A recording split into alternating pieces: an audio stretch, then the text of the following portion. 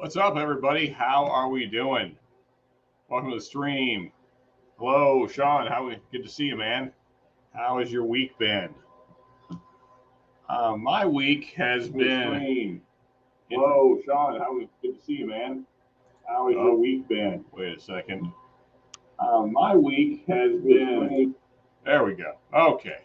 Sorry, I had Facebook running. I had YouTube running in the background. Sorry about that. Anyway, all right. My week has been interesting. Lots of hunting going on.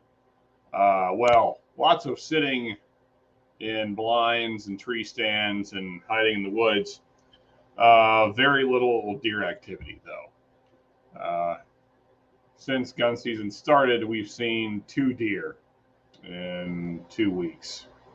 Well, almost 3 weeks now. So that's kind of sucked. But in any case, hey, Whiskey Lover Society, welcome, man. How are we doing? Hanging AZ, welcome.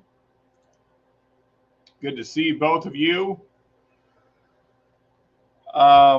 Whiskey Lover Society, I've been meaning to ask. I've been meaning to do it through comments, but what time zone are you in?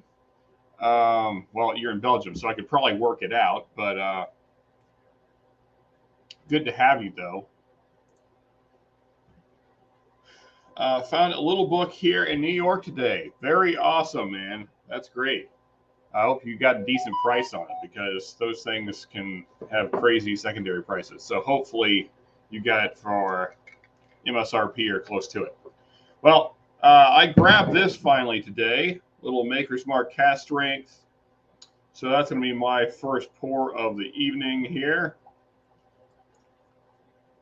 And I got to say, guys, as you can kind of probably hear my voice just then, feeling a little run down, primarily from just getting up way too early for the last couple weeks, lack of sleep, trying to find a deer.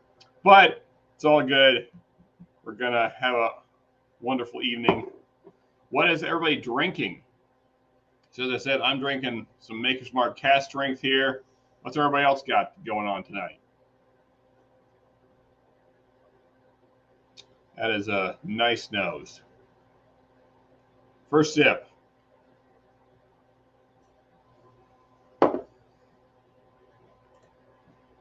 Yeah, I'm liking it so far. Pretty good. As you guys kind of know, 129 on the little book as well. Yeah, so that's a good price. Cool. Hey, Commandante Lou. Sorry I didn't see you earlier. Awesome. Glad you could join us, man. Thank you. So how is everybody's holiday week going? How are things with family? How does all that stuff go? I know this time of year can be stressful because everybody's shopping, and it can get a little crazy. You got family coming in you haven't seen in a while. Sometimes that's good. Sometimes it's bad. I hope you guys had nice visits with your family. Other Sean is sipping on some mellow corn. Cool, man.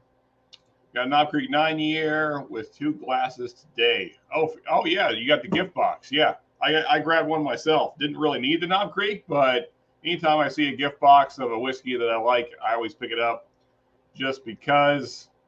Good to have it. I still hanging. Drinking TX Bock beer. Very cool, man.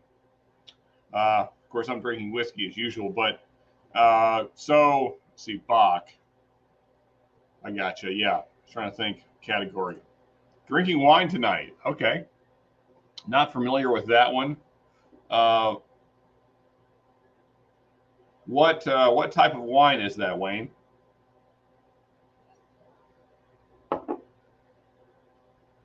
You know, other Sean, Diamatron, I still need to pick up a mellow corn.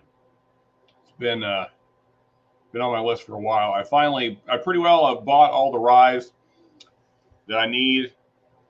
So now I can get some stuff just for fun. Sean, are you Knob Creek glasses etched on the side or the bottom? I believe the bottom. It's downstairs, so I can't remember. I haven't even opened the box yet because I don't need the Knob Creek yet. But I believe they're etched on the bottom. Pretty sure. Okay, so drinking a semi-dry French red. Well, that sounds good. So yeah, if I ever drink wine, it's usually like a Cabernet Sauvignon or something along those lines. So yeah, I imagine I would probably enjoy that. Yes, Mellecorn is a nice corn whiskey and very cheap. So like super, but buddy, no, the dog is tearing up the couch, so things are going as normal. Buddy, come on, dry red. So guys, unfortunately, Charles couldn't make it today. His work schedule, I guess, has been kind of all over the place. So he was actually just waking up when I was texting him about tonight. So he won't join us, but we're trying to get together for next week. He's been super busy with work and stuff. So hopefully next week he'll be able to join us. So I hope you guys will still stay and hang out with me. Um, you know, uh, So how was everybody's vacation weeks? Hopefully you guys got a vacation. Is everybody on vacation now? Are we back to work today? Uh, what's everybody's week kind of been like? My dog is being annoying too. Yeah, they're good at that.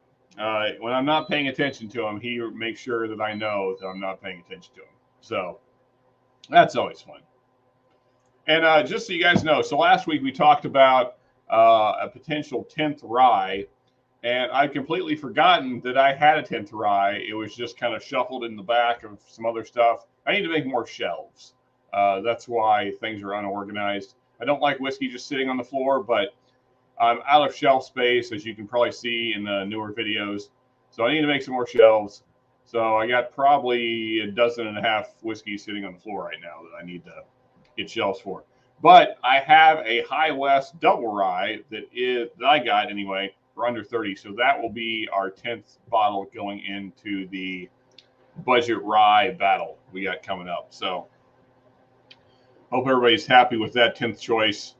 Of course, several of those are MGP products, just different MGPs. So actually, I guess the double rye and Bullet are both the 95.5. But then the Ezra Brooks is the 51, is it 51.45.4 or something like that. Anyway, got 4 hikes in this week. Very cool. Yeah, well, I did in a way. I've been hiking through the woods just with a gun on my back. Sounds good, man. OGD Bib, always good. Thanksgiving was good. Still got lots of delicious leftovers. Awesome, man. Great. Yeah, saw a thing on the news that cops were suggesting to avoid domestic disputes and things like that for Thanksgiving that you only stay with your family members for a maximum of 4 hours. I guess some kind of study shows that after 4 hours things can get little tempers get high and that kind of thing. So I thought that was kind of a funny stat that people can't be around. Well, some people can't be around their family more than 4 hours without getting into a fight or drinking too much or whatever the thing is. So that was kind of funny.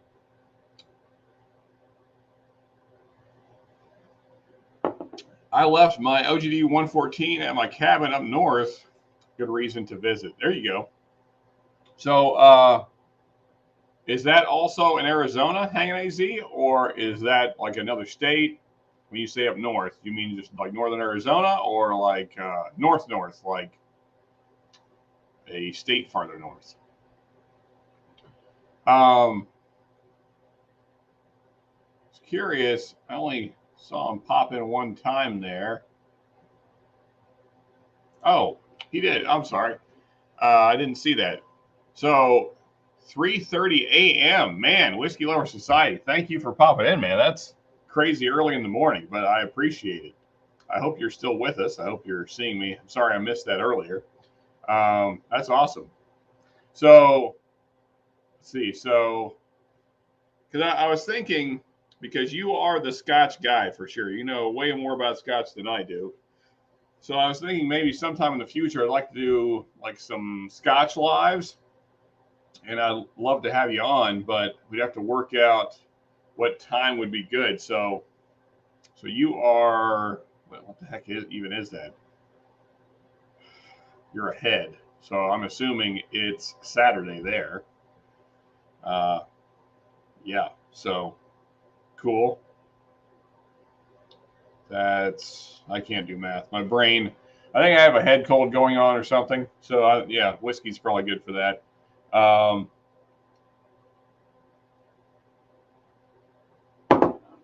Yeah. So let's see, you are, it's 9:40. Is that 6 hours ahead? Something like that? Yeah. All right, let me go through the comments here. Really good advice on Thanksgiving. Yeah, I thought that was kind of a funny report. There are new, oh yeah, right, yeah, the new COVID variant. Nickname the midterm variant. Yeah, we need a new dilemma, so that way, CNN has something to report on. Northern Arizona, 20 miles west of Flagstaff. Okay, cool. Also, avoiding political talks to reduce fighting, for sure, man. I mean, I know we get a little political on here, just because things bother me, and people do all kinds of stupid stuff that, especially our politicians making rules for us and stuff. But yeah, probably good advice there, Sean. Just avoid the politics.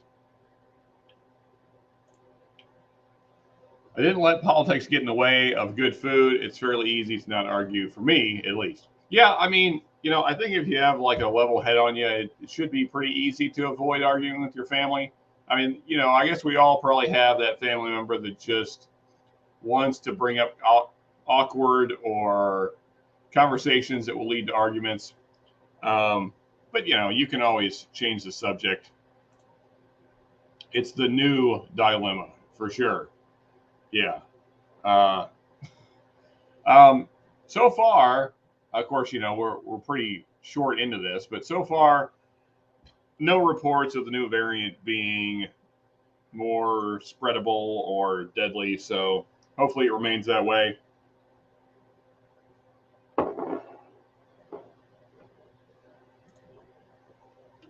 So I forget, do we have any other hunters in the chat?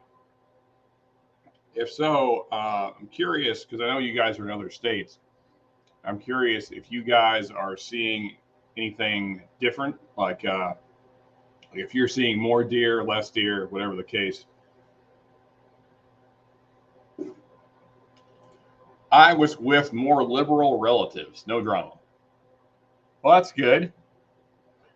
Yeah, I guess they're probably fairly happier now. Things are actually, I don't know. Also, I don't care. But as long as you avoid arguing, that's great. I don't know who here is into basketball, but Bulls won and the Suns won, which I am happy about. So, yeah.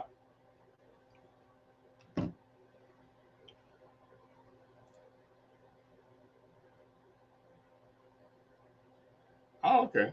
I am a retired hunter. I see lots of deer when I hunt elk. Very cool. That's, I guess we talked about this before, but hunting elk is like my dream hunt. Unfortunately, here in Kentucky, that it's expensive and it's a lottery thing. So, but here out west, like Utah, Arizona, there's some big elk. So maybe someday I can get out there and afford an out-of-state tag and get a big one. Sorry to hear that, AZ. About your liberal relatives. Yeah. Whatever. I'm just going to leave that alone. So, I don't know if you guys know this, but I don't really, we don't celebrate Christmas. Not like because we hate Jesus, quite the opposite of that. But anyway, we don't in our household. So I don't have any of the holiday shopping stress. but I know that a lot of people do right now. Like Walmart was fairly packed today. So what is going on in your lives with that end? Are you guys good on that? Do you guys also not make a big deal about it? How does that go in your households? Festivus. No. No, I mean I'm not going to get into the why right now, but it's well, the short of it is the origins of Christmas, but I'll leave it at that. But also, I mean, not that it would have changed anything, but we don't have small kids. We have grown kids. I got two stepsons, 26 and 30. So even if, man, that cork did not want to come out. So actually, let me sidetrack us a little bit. Let's retry that cork pop here. You guys had this Puncher's Chance. Now, this is a barrel pick from Liquor Barn. Let's get this thing popped. So this is a single barrel pick, and it is 57.41%, and it is Warehouse D, if that matters. But good stuff. I haven't really researched who this is sourced from. I'm sure it's sourced from somebody, but it's good. I know that much. But have you guys had any of the Puncher's Chance stuff? And if so, what do you think? And I got my label on backwards. Crap. There we go.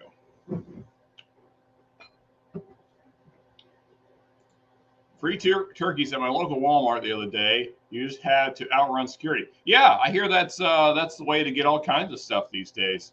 Hear that free Louis Vuitton happened in somewhere in California. Free drugs at Walgreens. Lots of free stuff this year. So that's cool. Let's. I guess that's sort of like stimulating the economy. Probably not. I think it's hurting it, but. Somebody's doing better. I'm sure those all have value on the streets. So that economy is going strong, I'm sure. The drug game. I'm not a hunter, but I am a huge fan of hunters who don't eat the kills. Oh, I got you. Okay. Had to read the rest. I was like, that's a weird thing to be a fan of. But then I see, because you get free meat. So that makes sense. Yeah, because I dislike people that don't eat their kills, because there are certain people that just they hunt racks and that's all they do. Like, I mean, I was just looking at some posts on a hunting page on Facebook of just decapitated deer because they just left them in the woods. That's annoying. A waste of a deer. We celebrate Christmas even though we're not religious. It's mostly just fun for the kids and excuse to eat lots of ham and pie. Well, I mean, you can eat ham and pie anytime you want. You're an adult, so yeah. Yeah, I know for a lot of people it's that. I would say most people, that's what Christmas is. It's just time to get together, get your family together, have some fun for the kids, all that stuff. Like I said, I'm not going to get into my beliefs on here, unless you guys really press me for some reason. But anyway, yeah. So, same Sean, it pisses me off to see killed meat go to waste. Yeah, I mean that's just it's wasteful. Well, it's not wasteful because something in the woods will eat it, but I don't know. It just seems morally wrong. I don't approve of other hunters that do that. Not a huge fan of venison. Well, yeah, I mean, it always has, no matter how well you take care of your deer, it always has a little bit of wang to it, gaminess, whatever you want to call it. But, I mean, I like it. I've gotten used to it. I've eaten so much of it now that it doesn't bother me anymore. And, if you season it properly, I mean, like my steaks, I always brine. And that's true of any meat, not just venison, but I always brine my steaks. So, yeah, I think if you do the right things to any cut of meat, it makes it better. But I mean, I'm sure you've tried all that kind of stuff too. Love venison jerky. Yeah, me too, man. I mean, I love venison anything, just about. I mean, there's certain cuts of meat on a deer that are not great, just because they're so lean that it's hard to do much with them. I mean, you can stew them, you can put them in chili. It doesn't really matter. They're really dry because there's almost zero fat in them. So those cuts kind of suck. It's hard to do anything great with them. Those usually end up in like beef stew or venison stew in this case, or chili, and that helps. The juices from that help, but they're still kind of dry. Learn that if you kill it, you better eat it. Agreed. Yeah. I mean, like I said, nothing goes to waste in the woods, but yeah, it just to me that's, I don't know. To me, it's almost like, I mean, it's not spiritual, but something about hunting the animal and then killing it, and then of course, cleaning it all up, getting your cuts of meat done, doing all those things. There's something about that gives you a connection to your food that you don't have otherwise, that I think is useful and almost, I don't know, I think it's almost necessary. So I wish more people had that experience, because I think a lot less food would go to waste, and a lot more people would appreciate their food more. It's a lot of work to kill an animal and butcher it. So, yeah. Northern deer are better than scrubby desert deer, though. Yeah, I'd say that's true. I mean, I don't know what whitetails are even eating in Arizona. I mean, especially the desert parts of Arizona. Of course, I can't imagine there's much of a deer population there, but maybe I'm wrong. I don't know much about the deer population in Arizona.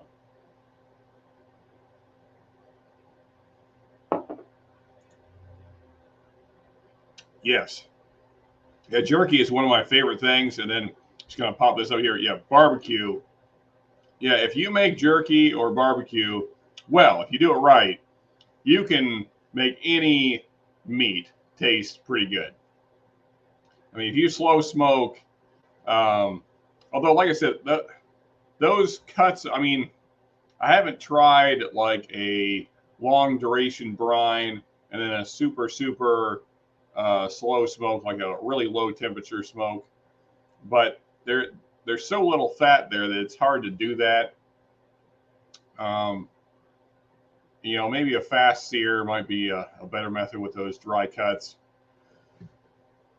Want to try venison chili sometime? Yeah.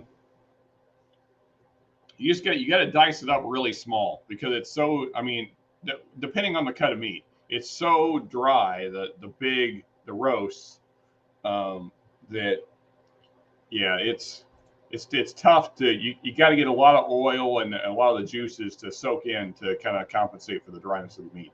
But it is good. I mean, especially in the wintertime, venison chili is one of my favorite meals.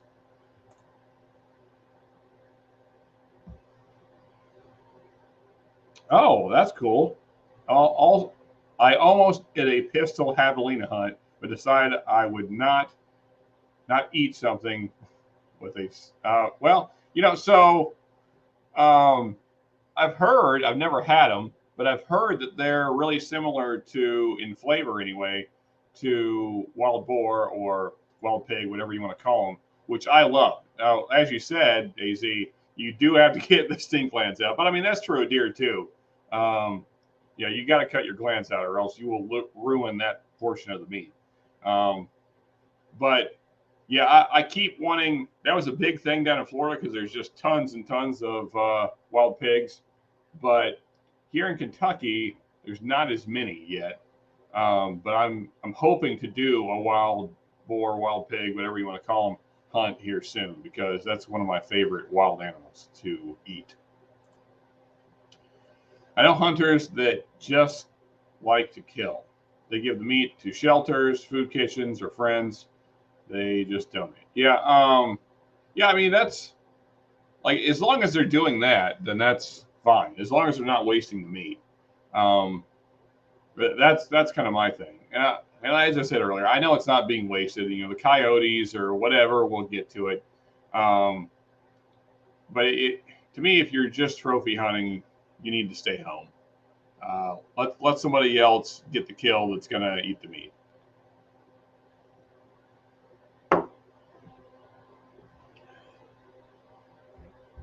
So that's interesting about donating to shelters or food kitchens, because there's usually pretty strict laws on sharing wild game.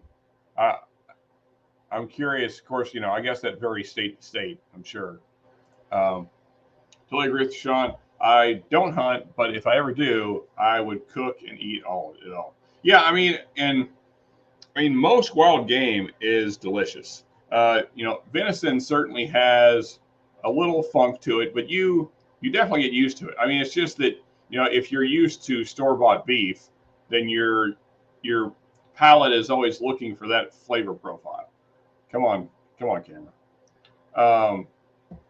But once you get used to venison, you know, the first few times it might bother you, but I think your palate gets used to it. Yeah, I'm down for that for sure. I don't know if there's any. I'm curious. I would imagine out west there's got to be places to do that, hunt buffalo. But I've had buffalo several different times, and it's excellent. But I also really like elk, so you're already hunting one of my favorite animals.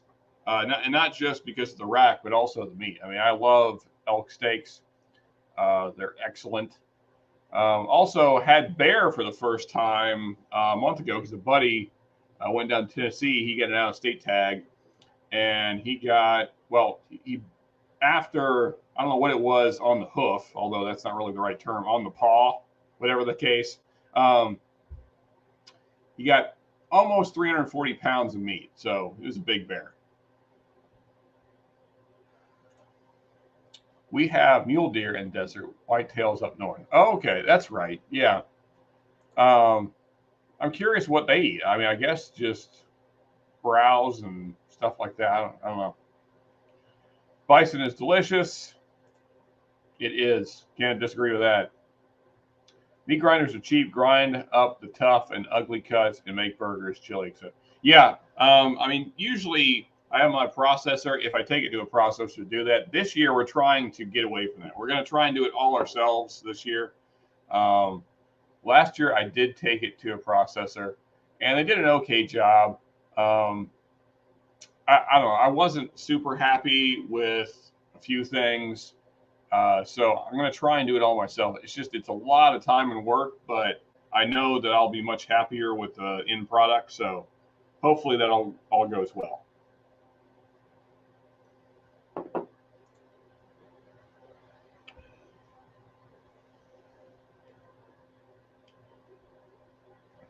Oh, yeah, okay. Javelina is actually closer to a rodent than a pig. It is really not a pig. Yeah. No, I know that's true, AZ. But I've just heard, like, taste-wise that they're similar. But maybe that's wrong. Find a meat market that will sell you pork fat trimmings and grind that up. Oh, yeah, for sure. The only thing is, so, I mean, this is just kind of like a me thing. I try and not add, I mean, unless I can get organic pork fat, I try not to add anything to my venison or any of my game meat, just because one of the main reasons I hunt is because I want organic meat. So that, I mean, in the end, as long as you're not going crazy buying hunting gear and all that crap, then it's the cheapest way to get organic meat. So that's one of the main reasons that I hunt. Not in Louisiana. Oh, okay. Yeah, I would say the rules are pretty lax there. And also, yeah, welcome back. Still Live in the Woods. Glad to have you. I did start a little bit later tonight, so hopefully everybody can join. Hopefully we get to see some folks we haven't seen in a couple of weeks, because I was kind of dipping out early. But yes, thank you for joining us. Still Live in the Woods. Appreciate it, man. They eat everything there. So, Lou, I thought I thought you were a Texas guy. Are you like, well, no, that wouldn't make sense. Anyway, ahoy. Yeah. So I'm curious, AZ, are you a Louder with Crowder fan? Because he's been using that ahoy thing here lately. I'm just curious if that's where you're getting it from, or are you just being funny? Everybody, good to see you all. Yes, good to see you too, man. Damn, I'm getting hungry now with all this meat talk. Yeah, well, game, man. It's where it's at. We got a processor that does hunter's meat and uses the leftovers for sausage that they sell to public. Oh, cool. Yeah, there's a couple of processors around here that do that, but most of them just do the processing and don't sell any of the wild game stuff.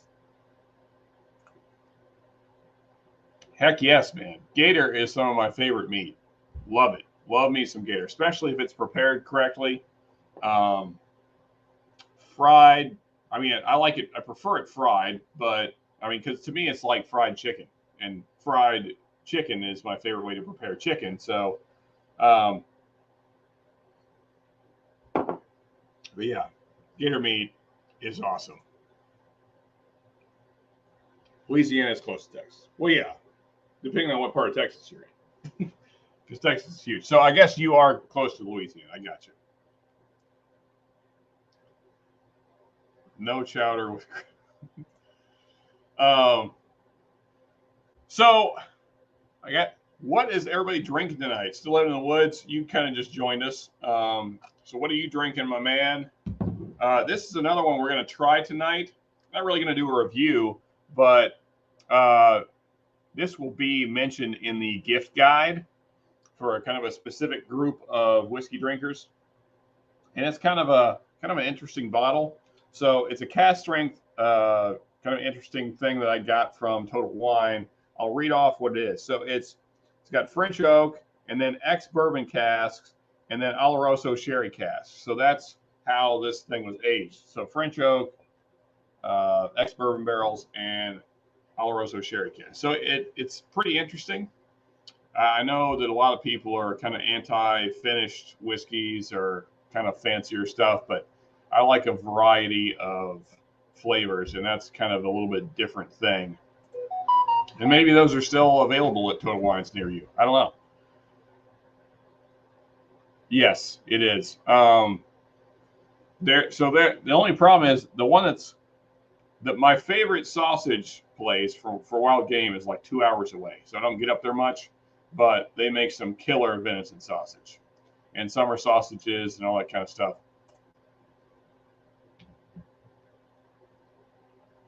Okay, gotcha. Very cool. I'm in Texas, and I could be in DeRuyter in a little over an hour. I'm going for an OGD bib. Be right back. All right, cool.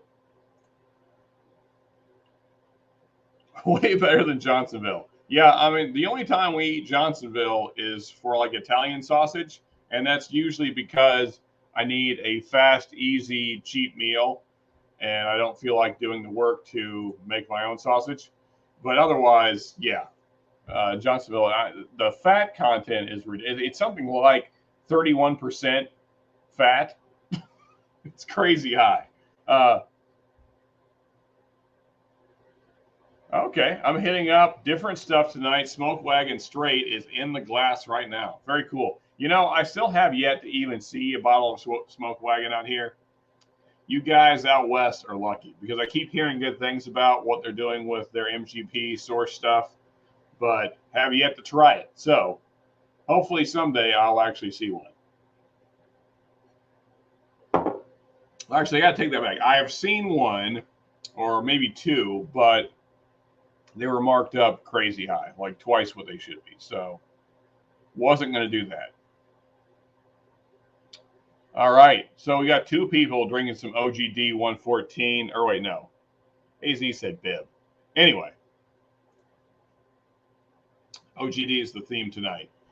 If you have to buy grocery store sausage, I like Country Boy. Yeah, I agree. For like especially for breakfast sausage, yeah, Country Boys is pretty good. Yeah, like I said, the only thing I get from Johnsonville is the Italian. Their mild Italian it's all right. It fills the void. It's not excellent, but it's food.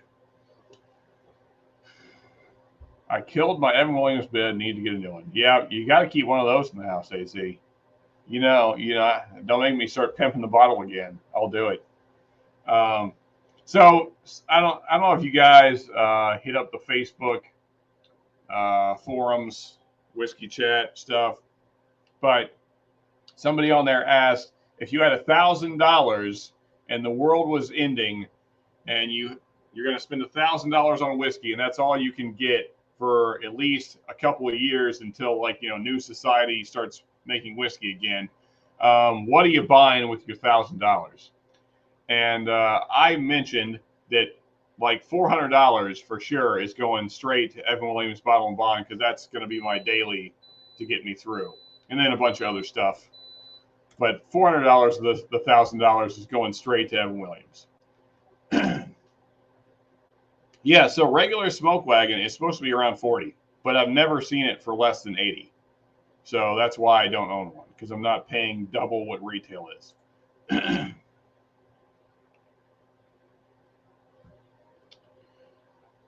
Almost there myself. Definitely my next. Talking about Smoke Wagon, yeah, I keep looking for one.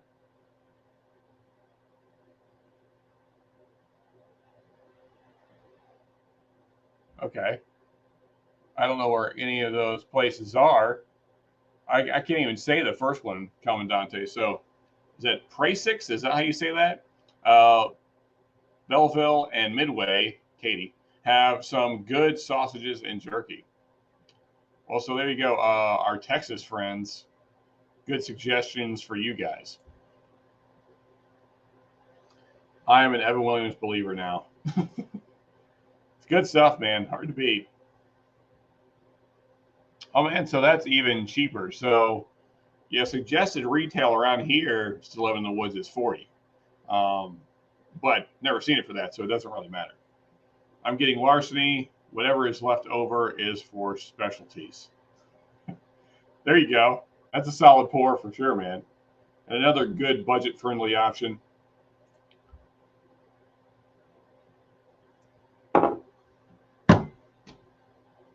Yeah, I saw a Smoke Wagon here for around 40 regular version.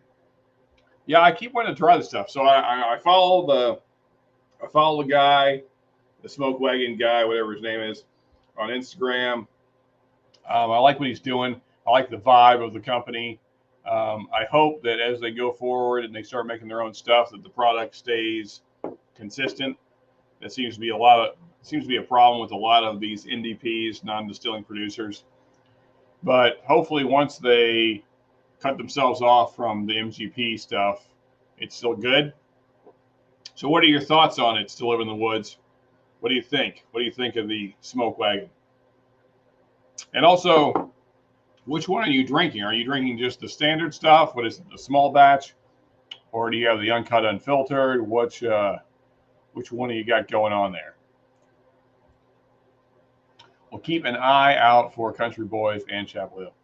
Yeah, I'd say Country Boys got to be all over the place. I mean, we have them here. It's a pretty big brand, and that's probably my favorite breakfast sausage as far as like big brands go. I mean, there's like local spots that do better, but as far as stuff you're going to find at your typical store, Country Boys is pretty good.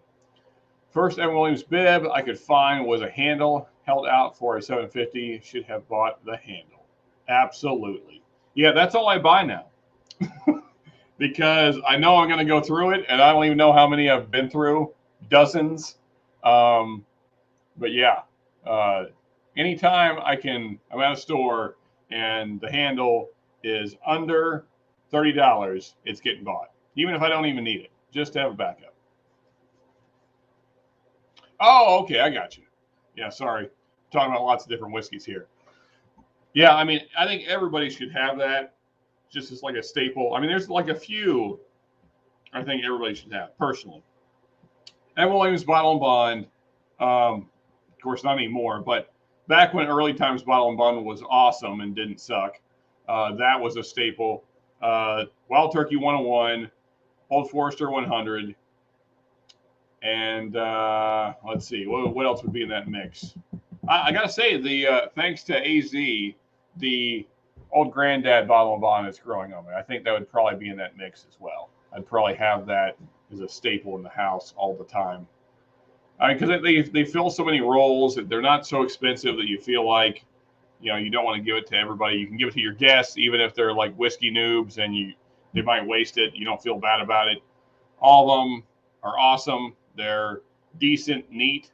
Some I would say more than decent, but good. Yeah, always have those in the house. But still, I've never spent more than $55 on a bottle. Well, AC, we got to change that, my man. So I know that you drink on the rocks a lot. If I'm seems like I'm remembering that right. Correct me if I'm wrong. But Russell's Reserve single barrel store picks. Now those you might be able to get that for 55. They're usually more like 60, but that bottle is worth every single penny. I would buy those all day long. I mean, I got 2 downstairs, and if it were not for running a whiskey channel and having to buy other stuff for content, I would own a dozen of those because the store picks have enough variants that it's interesting. Smoke Wagon Straight 35, small batch 50, uncut, unfiltered 75. There we go. We got the official price roll out there from Still Living in the Woods. So yeah, now I know better. So then actually, I guess what I'm seeing locally is not as bad as I thought.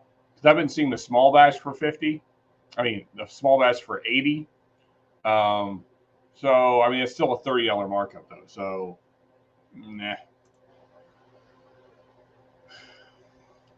I feel like a Lush bung handle. Well, the thing is, AZ, so because I run a whiskey channel, there's times I will buy 5 or 6 bottles at a time. I mean, this happens probably once a month. And, I always get the stares from the person behind the counter. So, yeah, you just get used to it. Whatever. They don't need to know what I do with my life. If they think I'm an alcoholic, that's fine. I don't really much care. Small batch was the one I was looking at. Okay. I have all 3, but I'm drinking the straight right now. Fairly typical MGP rye. Oh, high rye. I'm sorry. I like it. So I'm trying to think what else is in. So Bullet is also the high MGP mash bill, isn't it? Still Living in the Woods. I believe that's the same mash bill you're talking about. I'm talking about the bourbon, not the rye. I mean, the rye is the crazy high rye. That's the 95.5. But it seems like the MGP that Bullet uses is also the high rye mash bill. But again, correct me if I'm wrong. It seems like that's right, though. Wild Turkey and Heaven Hill definitely are my favorite distilleries right now. Yeah, I would say that probably won't change much. So I'm going on, well, March will be, well, more like January. I'm trying to remember when I first really decided I wanted to. But anyway, roughly 4 years of really serious about whiskey. And, I mean, Heaven Hill and Wild Turkey still make some of my favorite stuff. Which, by the way, guys, the Whiskey of the Year, that video will be coming first of the year. First, like, what is it? First Wednesday or first Saturday in January. Of course, that's just my opinion, but nonetheless, hopefully that's helpful to you guys. And also, for the first time in a long time, there will not be a video out tomorrow because I've just been super busy. I wanted to get the gift guide out tomorrow, but it's just not going to happen. I got a lot more editing to do. I'm not happy with the way some things were shot. Yeah, I got a lot of work to do on the gift guide.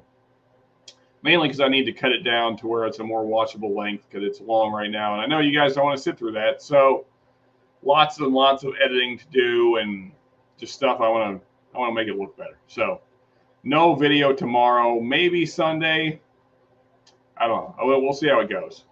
I'm still trying to hunt as well, and also I got to see how this kind of head cold thing is going to go.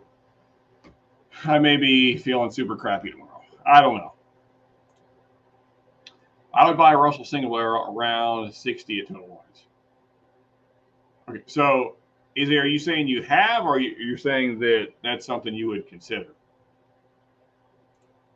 Still not sure how much I like the regular Russell's 10. Okay, so not the same at all, because now that review is shot, so I'm kind of spoiler alert here, but I'm not that big a fan of the Russell's 10-year. Like it's fine. To me, it's too watered down. It has the same issue that Eagle Rare does. It's too watered down, and yeah, I think it would be a lot better at like 100, 105, 110, like the Russell single barrel. But the Russell single barrels are awesome. I've never had a bad one. I'm on my 4th or 5th bottle now, and there are all of them. I mean, even just the normal ones, even if you don't get a store pick, just the normal ones are great. But if you can get a store pick from like an establishment that you trust to do store picks, that's the route I would go, because you can get some really interesting flavors like that you might not typically get in Wild Turkey. So I got one downstairs that's like whipped cream and cinnamon with a light cherry and tons of caramel. It's awesome. It's like dessert in a glass, but it's not like, because it's Wild Turkey, it's not like so sweet that it's like overpowering. It's yeah. Well, you guys will probably end up seeing that, because that will probably be in the mix for Whiskey of the Year, because I got it this year. Yeah, the Russell's Reserve 10 for 30. Yeah, I mean that's about what I'm seeing, but like I said, they're completely different. I cannot recommend the Russell's Reserve single barrel highly enough. They're excellent, and that is a good price. I mean, when I get it at Kroger, which is the cheapest place to get that kind of stuff, that's what I'm paying, $29.99. Small batch smoke wagon. Not sure what you were shooting at there, AC. Anyway, Bull Rise MGP, but I don't think their bourbon is from there. You might be right. I thought they both were, but the thing is, their bourbon has changed so many times that I don't know who's doing it now. At one point it was Buffalo Trace, and it was Four Roses, and I thought it was back to MGP. It started with MGP, and then I believe it cycled back, but maybe not. I don't know. They've changed so many times that I don't know who's doing it now. Oh, awesome.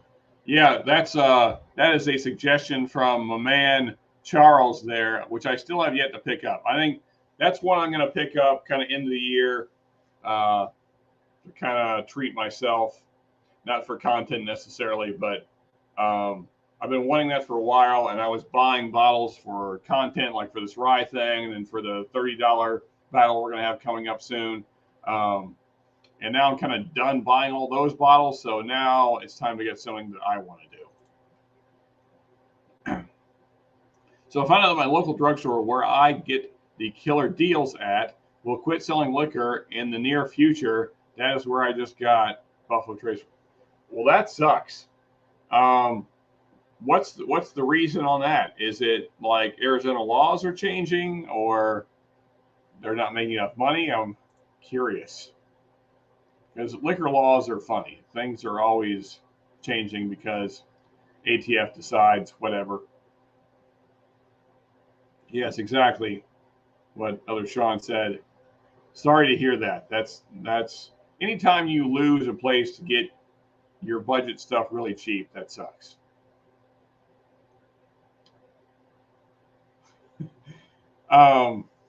That's weird that only your ghetto liquor stores would have store picks. Because so around here, my favorite place to go is Liquor Barn. I don't know if you guys have that out west, but I mean, because Total Wine does store picks too, but I think at least my local Liquor Barn, whoever's doing the store picks for that Liquor Barn, they know what they're doing. Like they they pick amazing bottles. So the one I go to is the one in Russell Springs for anybody that's near Kentucky. And the Russell Springs Liquor Barn, whoever's doing the picks there, they know their whiskey. They pick some excellent bourbons. Kroger sucks here for bourbon. Safeway is much better. Yeah, I keep hearing that. I'm sorry that you guys are not getting the Kroger love out that way. Yeah, I mean, because I would say that's probably going to be true for a long time, unless it's someone that owns several stores, like a local owner that owns several stores. Because to do a store pick, you have to buy the whole barrel, and that's expensive. I mean, depending on the distillery, you're looking at several thousand. I mean, it's several $1,000s no matter what. But the distillery determines how many thousands it is. Unless, I mean, there are some distilleries that will allow you to take like a certain number of bottles, but usually you have to buy the barrel. Anyway, yeah, so that's why you only see them at chains, unfortunately, which sucks, but it is what it is. But yeah, I would just say find a chain, buy a store pick, and see what you think. See if it matches your palate. See if it's what you're after, and then from there, you know that the person picking is kind of in the same mindset as you. It is a Walgreens store, maybe just phasing it out. Oh, okay. Well, I mean, I know Walgreens is having all kinds of issues right now, especially in California, where drugs are free. So, yeah, maybe I don't know if that's affecting things in Arizona. I don't know why it would, but yeah, free drugs. Which laws would allow grocery store liquor here? Dallas area sucks. Yeah, that's one thing that is awesome about Kentucky is that thankfully all the grocery stores here can sell liquor. So Walmart and Kroger, which is the two big ones around here, can both sell liquor. So that's anything like budget that is easy to find. That's where I go to get it. Now, your harder to find stuff, I have to go to the kind of little holes in the walls because for whatever reason, like Walmart and Kroger don't ever get allocated stuff, which sucks. Well, I mean, they might get it, but it's probably there for like 15 minutes. You know, somebody that isn't working, you know, getting paid to stay home, whatever the case, they're scooping up all the allocated stuff as soon as it hits the store or whatever, because I never see it. Do you have a Specs around Dallas? Growing up in Houston, they are my number one. Yeah, I keep hearing about Specs. We don't have them out this way. I kind of wish we did because I keep hearing good things about Specs, but not a thing in my area, which sucks.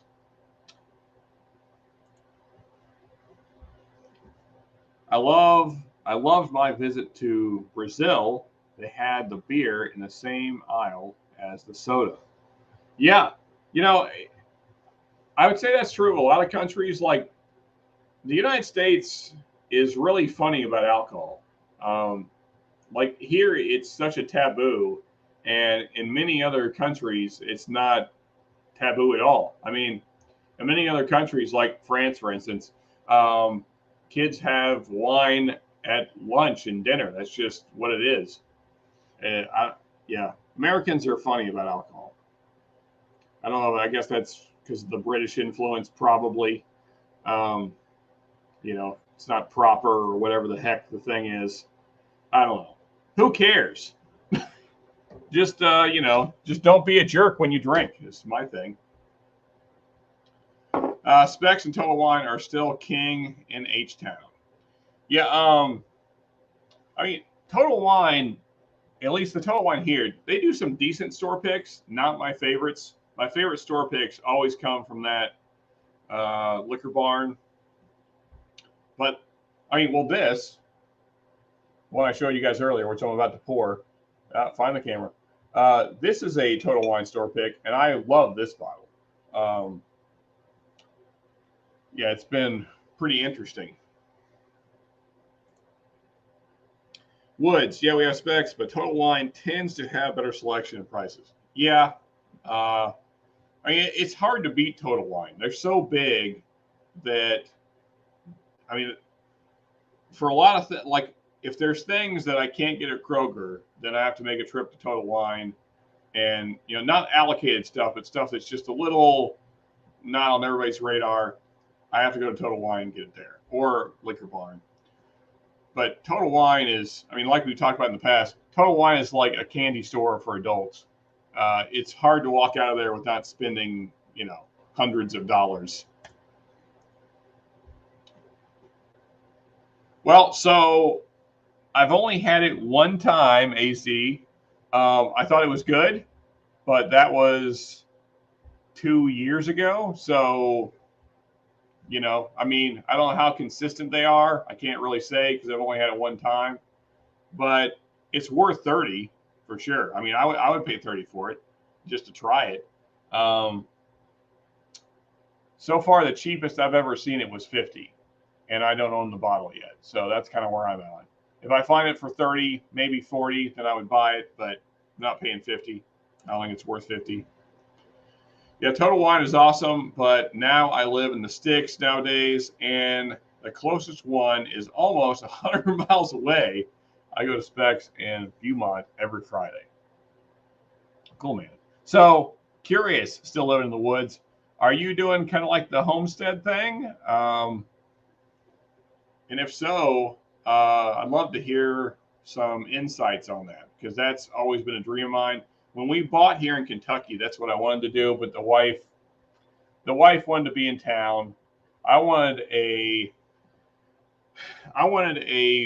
what was it? It was a 175 acre lot. It was up on, basically the 175 acre was half of a mountain, and that's what I wanted. But to be fair, the house needed a lot of work. So it's probably better that we got this place. It's been a lot easier to deal with, manage, update, all those kind of things. That other house on the mountain needed a lot of work. It had been kind of abandoned and run down. But I loved the property, and it would have been awesome for hunting. But the wife is a city girl, for those that don't know, so she wasn't about that life going down. And it was, it was a steep descent to get off of the mountain. And in the wintertime, it would have been kind of sketchy getting back to town. So I understand why. Total Wines is way better than Bevmo. Anybody have good experience with? I don't ever buy alcohol online, so no experience with any of those kind of things. Total Wine is like Walmart. Yes, it is. It's awesome. I mean, well, like Walmart it's better than Walmart because Walmart sucks. I hate it.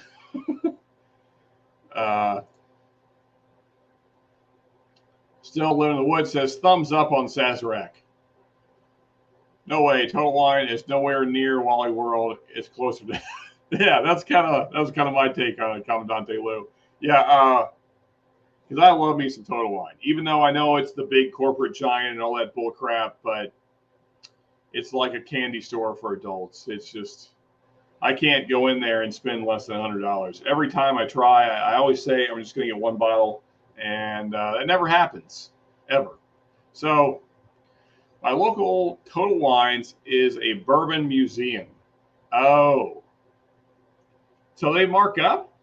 That's interesting, because the Total Wine here, I mean, it's basically MSRP, which is hard to find stores in Kentucky that do that. But around here, most Total Wines, well, every Total Wine I've ever been to, marks their stuff at basically MSRP. It might be $5 or $10 more, but not crazy markups like other stores.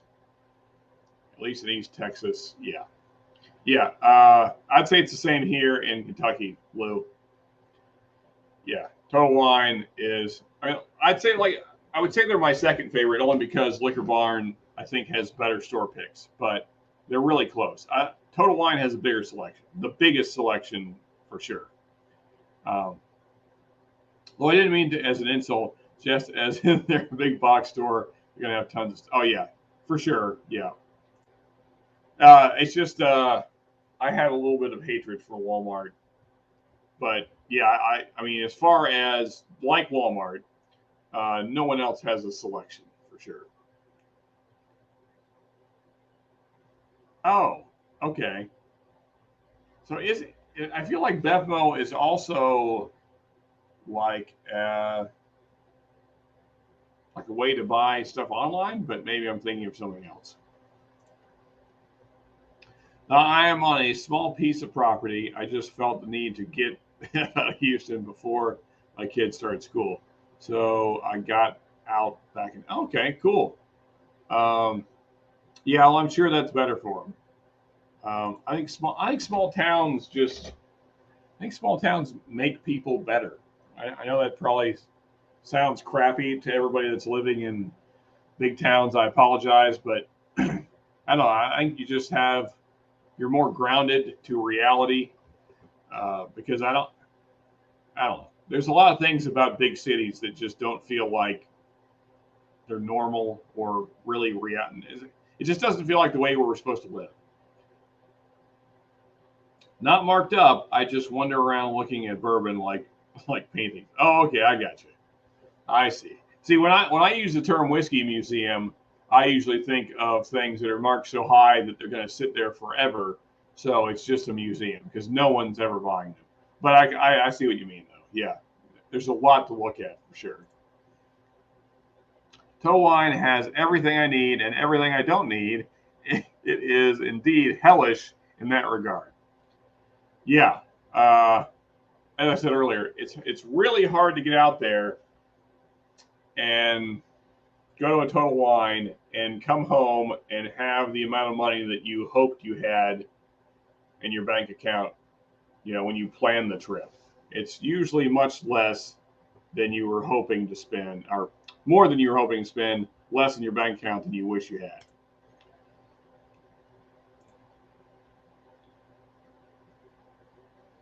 Yeah.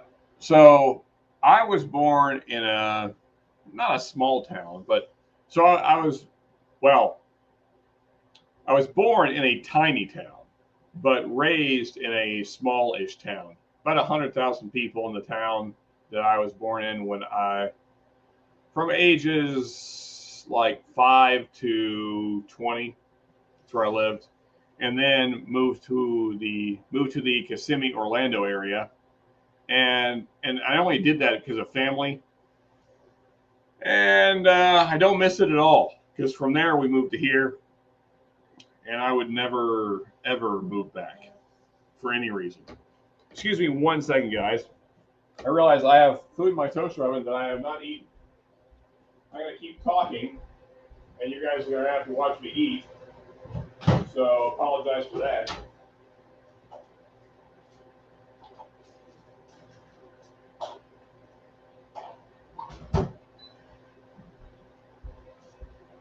But gotta get something in the stomach. Yeah, that tends to happen there. Other Sean, the OGD always goes fast. So I'm curious, guys, because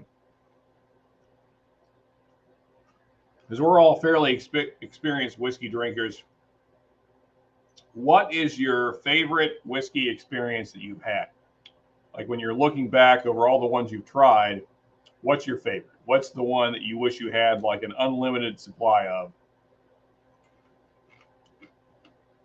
I'm always curious to see what everybody thinks is the best thing, or the one they wish they had a lot more of than they do.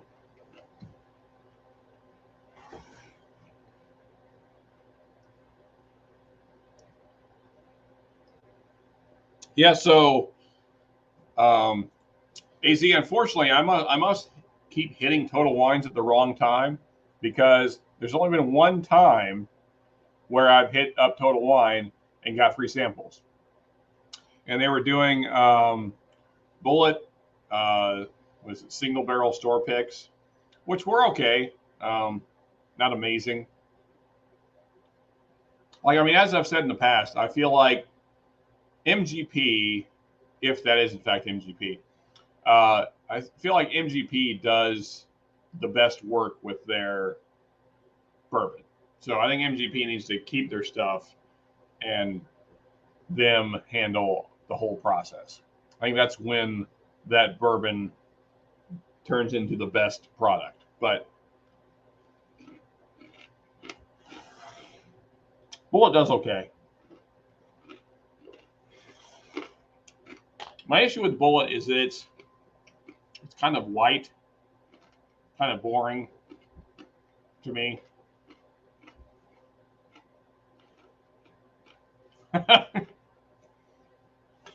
Yeah, that's one of those that's it's a pretty bottle that'll get your attention, and it looks like it's a really nice whiskey, but it's not.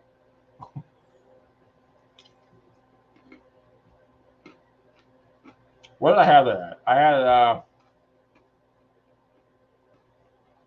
seems like I had that at a Liquor Barn. Because Liquor Barn, you can buy tastings fairly cheap, and it seems like I tried it there.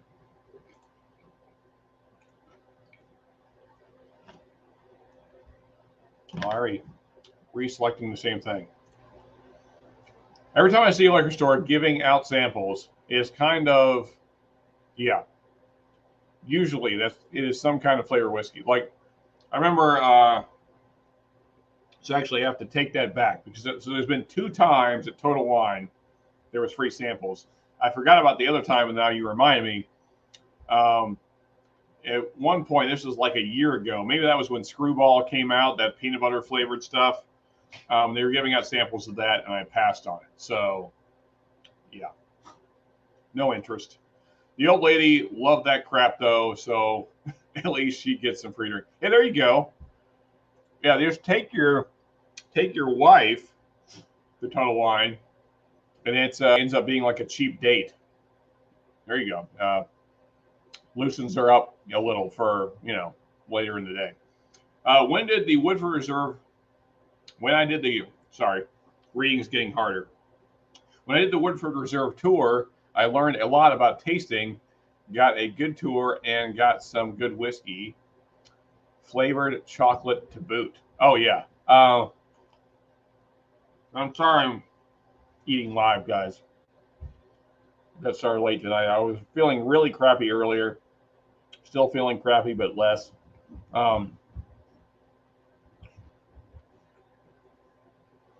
Yeah, so Woodford Reserves, are you talking about their bourbon balls? Because Woodford Reserve's bourbon balls are kind of legendary.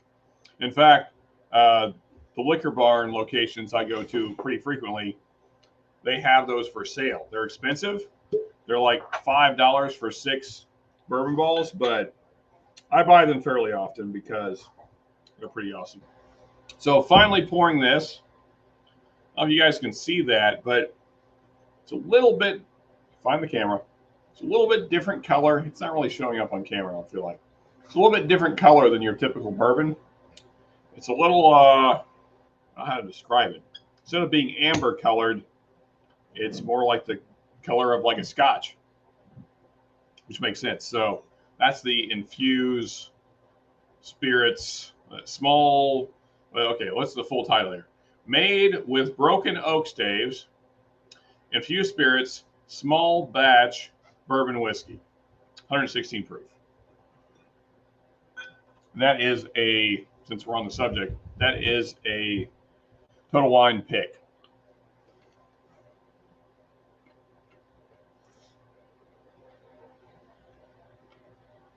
Yeah, that's kind of the problem. Because I had the sample at, I'm almost certain it was Liquor Barn, and thought to myself, like, if that were 40 or 50, sure, I'd buy it, but not for 100. I think my favorite whiskey I've ever tried was Blue Note 17 year at a friend's house, only 90 proof, but freaking delicious. Yeah, I mean, so there are some older age statement bourbons that are lower proof that are awesome because they've spent the right amount of time in a barrel. Right now, at a local store here, I'm waiting for the Knob Creek 15-year gift set to come in. The store owner has said that they're ordered. They just haven't made it onto the truck, or I don't know exactly what Knob Creek or the distributor is doing, but looking forward to that. I mean, I have to squeeze that review in all the midst of all these ryes we're doing and all that stuff.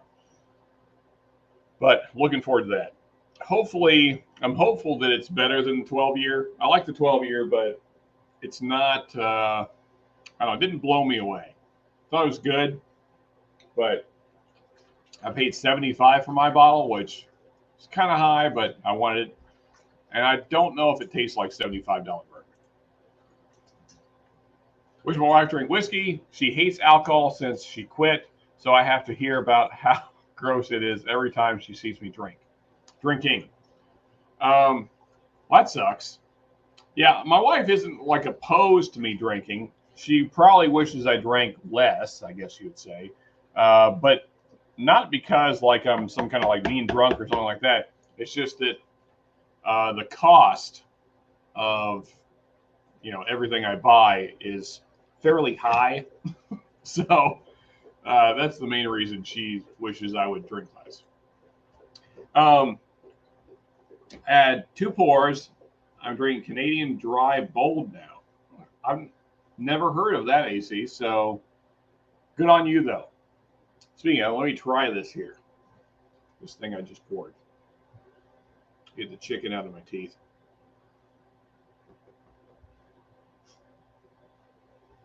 Yeah, so the nose on this, as you would expect, is somewhere between like a Maker's 46 and like a Speyside Scotch. It's pretty interesting.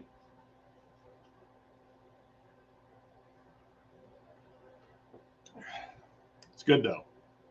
A lot of complexity in there. Lots of cool flavors happening. I have a really hard time picking favorites. Honestly, I've never had a whiskey that just blew my mind compared to others. Yeah, so there's only a couple in that category. I can't say I have an absolute favorite because that's really hard. But so 2 years ago, me and my wife went to a nice restaurant and they had E.H. Taylor Barrel Proof, and that was really excellent. But that's the only time I ever had it, so hard to say that experience would be the same today because it is barrel proof. Those are like single barrels. So, well, I guess they're not single barrels, but either way, that batch is gone. So there's that. And then there is the bottle I have downstairs, the Pfeiffer Pavitt XO from Bardstown Bourbon Company. That's really excellent. Which, if you guys ever are in the Kentucky area, and you can go to Bardstown Bourbon Company, they do some really amazing distillery-only releases. So, highly recommend that. And then, I would say, like I'm really liking, it might be whiskey of the year. We'll have to see how it goes. But I'm really liking Elijah Craig Barrel Proof, the B521. That is good stuff. One of my favorites so far. Oh, and how could I forget? The sample of Jack Daniel's single barrel special release, their rye that Charles sent me, that was like top 2 whiskey experiences ever. That thing is amazing. Woods, have you been to 7 Grand in Austin? Hanging only 2 pours? Not judging. Usually limit to 3 or 4 myself. Yeah, I'm sticking with 3 myself tonight. I'm gonna try and get to bed kind of early-ish for me.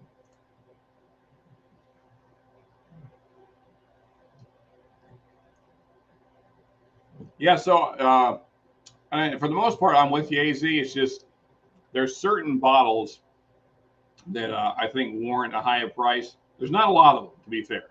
There's not a whole lot of bottles that I think deserve those higher price tags, but there's a few. But I think it's worth it. Like if you see a few reviews and you hear tasting notes that you really like, I think it's worth it to find a nice bottle and just to try it. Of course, that's going to lead to you spending more money on whiskey inevitably. And that's what happens. You're going to really love a pricey bottle, and then you're going to want to find other pricey bottles, and then you're going to be broke. So, 7 grand out of the whiskeys I would never buy a whole bottle of. Inconvenient one-shot pours. Oh, well, that's cool. Yeah, I wish. I mean, there's a few decent bars around here.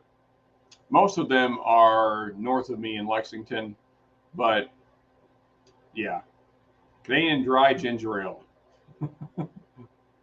Oh, okay, I got you. I thought that was a Canadian whiskey.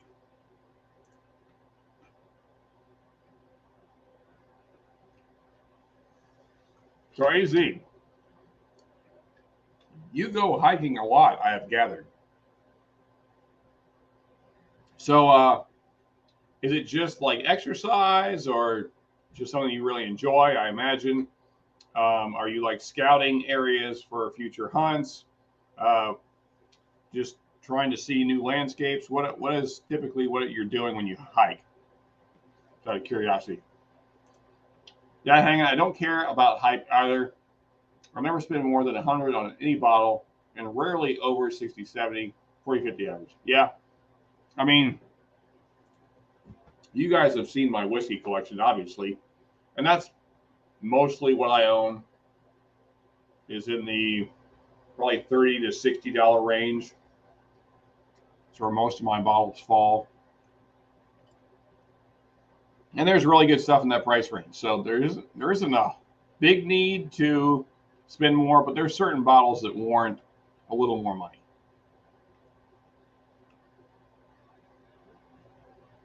Okay, well, I'll let you guys talk amongst yourself. So I don't know what. I mean, it's hard to say what a big pour is. So that's a fun conversation. What is a big pour to you guys? So are you guys doing like Rousseau pours? I assume that you're all familiar with that phrase. You know, of course, this is not a Glen, but are you like going way up here, or are you going about in this range? What is a big pour to you guys? Because I typically have 3 2-ounce pours, I would guess. Not measuring, but somewhere around that range. Was the Jack Daniel's grapey? So the one that Charles sent me was not grapey at all. Of course, it was the rye from last year. So, not grapey, but I hear that the new, what's it, Coy Hill is apparently very grapey.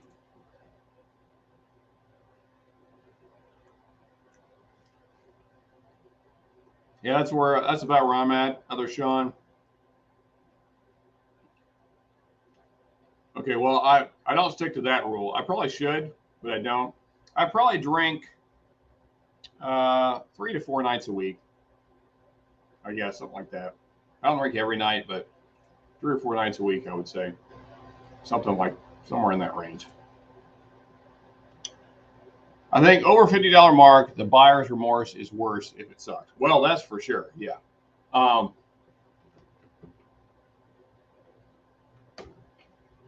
That's why I try and do all the work for you guys, so you don't have to waste your money. Because there are some bottles I've bought that were definitely a waste of money.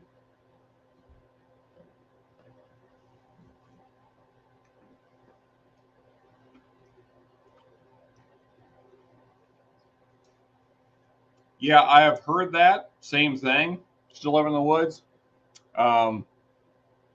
Blues is one of my favorite genres. There are so many blues legends that I look up to. I wish I could play. I've tried learning to play guitar 3 times now, and I don't stick with it, mainly because I'm busy doing other things, and I don't set the time aside to do it. But love blues. I mean, Buddy Guy. I would say probably my favorite is, Hendrix had a blues album that didn't get nearly enough play. What is the guy's name? Getting late in the night here. Young black guy that's doing blues these days. Can't think of his name. Give me a second here. Looking up on Spotify. But he does a lot of Hendrix covers. Well, he does a lot of covers, period.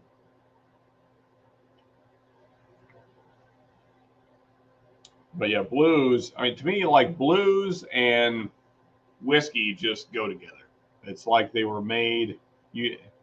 Blues was made to listen to while you're drinking whiskey. It seems like to me. They just pair nicely. Same was last time. I have B521. Gonna pour some now since you mentioned it. Oh, cool. Yeah. Yeah, I love that bottle. And honestly, I didn't love it at first. The first 2 or 3 pours were good, but I mean, as I said in the review, I thought the A121 was better. But now that it's opened up, that has become one of my favorite bottles. I live right near Cool Mountain Range. That is a city park. Do it for exercise and mental health. Hey, well, that's awesome, man. Yeah, I mean, getting out in the woods, regardless of why you're doing it, I think is just, it's good for you. I pour small, but often. 2+ ounce, yeah. So that's, I'm with you on that, other Sean. That's about where I'm at. Sometimes I'll go maybe 3 ounces if it's something I really want to drink, but usually I'm around the 2 ounce mark, something like that. Try to stick to one big pour of the night and have the rest around. Yeah, that's about right. I need to measure my pours better. Well, I kind of go by feel as well. As you guys know, your body. Once you drink for a while, you pretty well know when you're getting to that point where you need to cut it off. So I don't mean like you're sloppy. I mean just your head starts not feeling right, all those kind of things. I like to be mentally aware. I don't like to drink to the point where I'm slurring words and those kind of things. I mean, I'm not saying it never happens, but I don't like to get to that point. So I try not.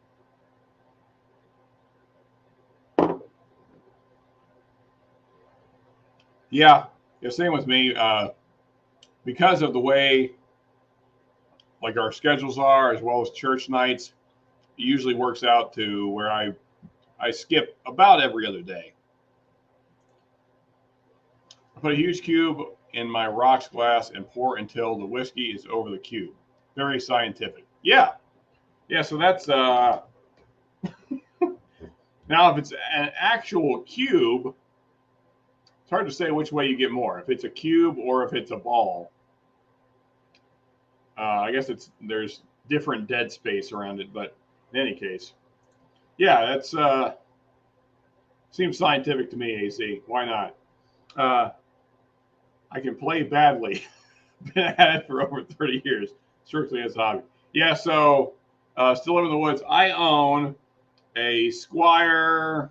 What is the thing? I mean, it's the Squire version of a Fender Strat.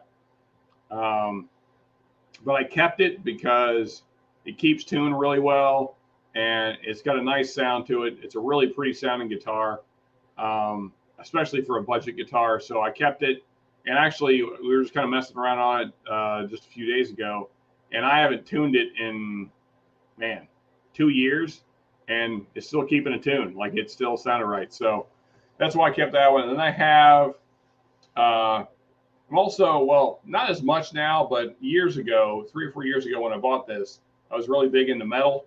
And so I bought a Jackson, what the heck is that? It's a bunch of letters and numbers. It's like SVT, TU, whatever the heck. But anyway, it's got, what are the pickups? It's got the metal pickups. I can't remember any of the things, but it's a flame maple top sunburst, like a red sunburst that fades to black. What the heck? The pickups are 3 letters, like PRSs. That's a guitar. I can't, anyway. Whatever the thing is.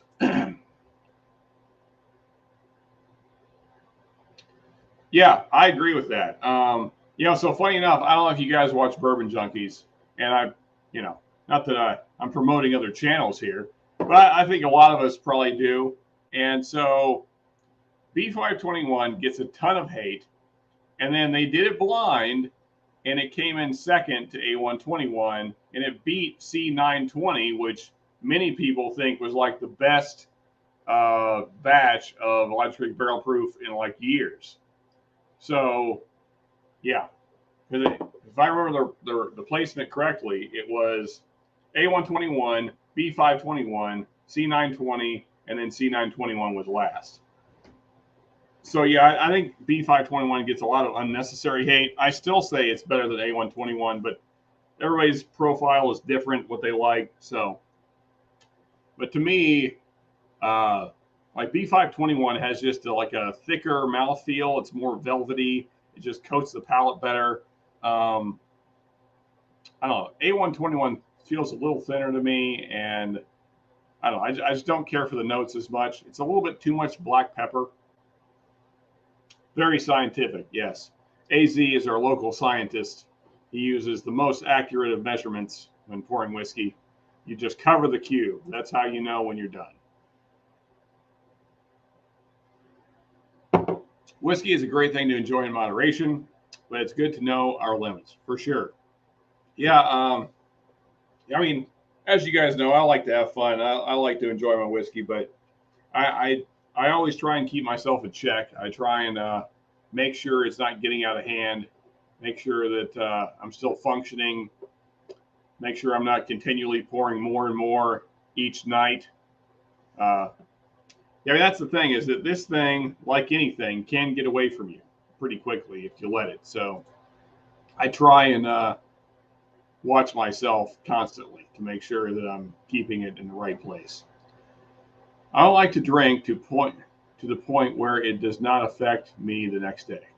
Yeah, so I'm basically the same way, AZ. So usually about 3 pours a night, like 3 good pours, 2 to 3 ounce pours is where I'm at. And I drink a lot of water before and after.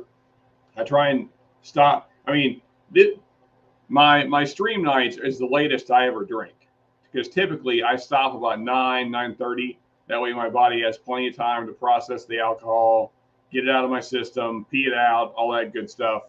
That way I'm cleansed before I go to bed, and that way my body you can get your good sleep.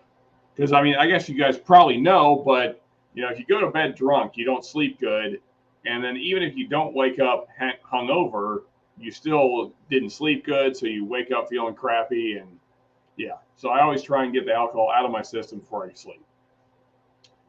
Keep considering that, but it's so much more fun to just pour into the glass. Yeah. So now I guess I've mentioned this before as well, but I do have bartender experience. So I was a bartender for about 4 years. So I'm pretty good still with my pouring amounts. I know about what 2 ounces is. So I would say I'm fairly accurate. I probably pour heavier than I should, but just drink more water. Yeah, so Still live in the woods. I guess you all are familiar with my story, but when I was a young man, before it was even legal, actually, I was 18 or 19, and I drank a fifth of 101 in 30 minutes. And that's the wrong amount. That's your body cannot handle that much whiskey in 30 minutes. And so really bad things happen then. For instance, it's the only time in my life where I drank so much that my vision was like strobe lighting. Like it was like somebody was like turning the lights on and off. So that was pretty weird. And then shortly after that, I passed out on my kitchen floor and then woke up in my own vomit the next morning. So yeah, don't do that. That's not the way to drink whiskey. I can't smell cheap tequila to this day, but the good stuff is different. Yeah, I'm not a huge tequila fan, but I get what you're saying, AZ.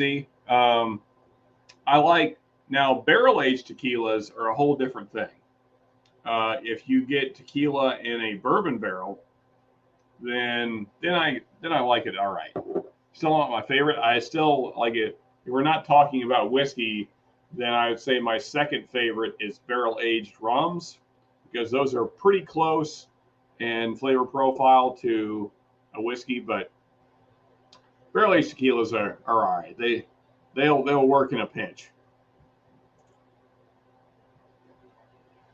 Yes, I was, especially near the end of my career as a bartender. Actually, I probably shouldn't tell this story, but anyway, no, I actually got fired because I was drinking on the job. I was much younger then. This was, man, let's see, 15 years ago. Yeah, something like that. 14, 15 years ago. I was making myself drinks. I was keeping my customers very happy. But, you know, I was making killer tips because they knew that I was pouring heavy. But so did our liquor costs. It showed up there pretty quickly. And so after 2 or 3 months of that, yeah, I got fired because they started watching the cameras and realized I was drinking on the job and realized I was pouring too much. And so that was that. But for like 3.5 years of my bartending experience, I was doing pretty good. I was like a legit bartender. And then I just basically got tired of my job. And yeah, I should have moved on, but I didn't. People claim that it is a myth, but I drink a ton of water when I drink, and I very rarely have a hangover, and I generally drink a lot more than 3 pours. Yeah, so I'm with you on that, Still Live in the Woods. In fact, I probably need to re-up on my water, but I always try and drink a bunch of water. Like when I'm doing a stream, I know I'm going to be sitting for a while. So I try and drink a bunch of water beforehand, get myself really hydrated. I try and take minerals to help my body absorb the water. And then I try and drink a bunch of water afterwards. And yeah, it's always helped me. I mean, if nothing else, it slows down how fast your body has to process it. I mean, that's really what happens is like if you drink a bunch of whiskey at once, then your body gets overloaded. So, you know, because alcohol is lighter than water, it makes it float. So it kind of slows down how fast your body has to process it, which seems to help. It's always helped me. Water is so important. Yes. Hydration is science. That's right. Our local scientist chipping in here. We appreciate the nonstop science from AZ here. Better tips when you are not a GIP. Not sure what you're going for there, AZ. GIMP? Gypsy? I don't know what you're trying to say. Anyway, the whiskey's working is what I'm going to say. I bartended in a Tex-Mex restaurant for years in the 90s. Good times. I'm sure it was.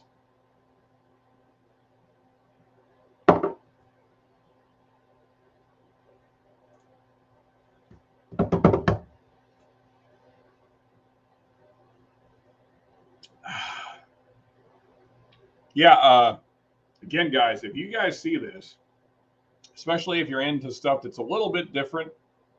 So this has a lot of the darker notes you're going to find in like like an Elijah Craig barrel proof, something like that. But I really am liking this bottle. So if you see that at your local Total Wine or anywhere else, I would pick it up, especially if you like the darker notes in bourbon. You know, so you're getting like lots of dark brown sugar, lots of rich caramel, a little bit of the Scotch notes coming through. So you're getting kind of that, what's the word I'm looking for? Like butter cookies and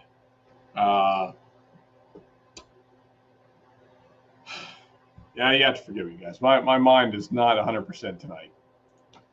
But anyway, it's good. Just know that. Water just dilutes the booze for sure. Tex-Mex. Actually, we had Mexican today for lunch, and it was awesome. So funny enough, in Kentucky, we have so I live in a tiny town. There are, got to think about it, see, 1, 2, 3, actually, no. So as far as sit-down restaurants, there are 4. There's 4 proper sit-down restaurants, like non-fast food places. And 2 of those 4 are Mexican spots, and they're awesome. So we have really good Mexican in Kentucky, which is not something I expected when I first moved here.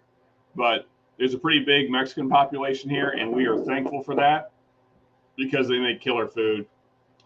And yeah, so very happy with my Mexican restaurants. One thing we don't have here is good pizza, which sucks. But oh well, can't have everything. All right, third pour started.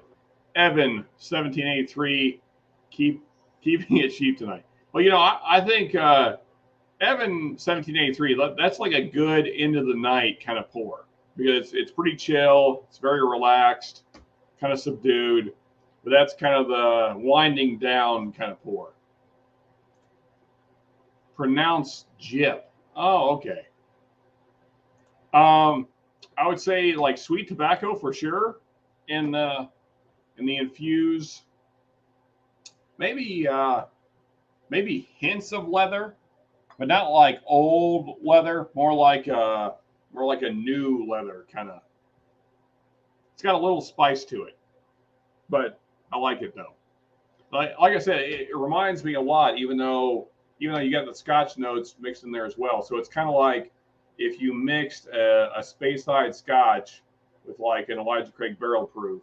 So you're getting some of those kind of like barrel proof notes from like an Elijah Craig, as well as like a really nice aged Scotch as well. So if that's something you guys are into, check it out. I don't know how easy it is to find. But it's good if you see it. Yeah, I would imagine so. So, I mean, I know like California is kind of known for all the crazy Mexican spots that they have, but I'd imagine Arizona has got to be. So, I'm trying to remember. It seems like the chimichanga was actually invented in Arizona. Is that correct, AZ? Does anybody know the history of that? I feel like the chimichanga was invented at a Tex-Mex spot in Arizona. I know it's somewhere in the States. It's either Texas or Arizona that the chimichanga was invented. Good pizza is always hard to find, for sure. Yeah, so I guess Texas is doing no better, huh? That's one thing that I will say about Florida, even though I don't miss the state, is that we had some killer pizza places because of all of the Italian New Yorkers that moved down to Florida when they like retire or whatever, and then their families come down as well. And so we had, I mean, there was 3 really excellent pizza places in that area of Florida. Not so much here, though. There's not a lot of Italians moving to Kentucky. We need to change that somehow. Yeah, I would agree with that. It's that kind of end of the night pour.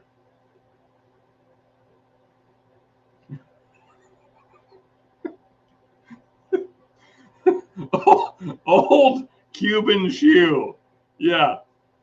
Yeah, that's a bourbon name that's just gonna sell out immediately. You can tell that's the kind of name that people are just going to flock to. Uh, I love your marketing ideas there, Z.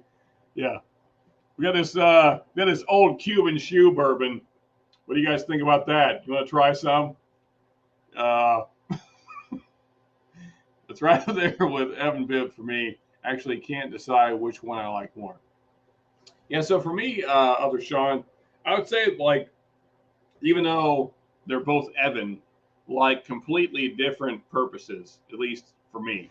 So usually Evan Bibb for me is like my starter of the night to kind of wake up the palate, and then the 1783 is like my chill finish. Um, but yeah, it's really more like a mood thing. Like, am I in the mood for something with a little more heat, or do I want something a little more relaxed? But they are both good.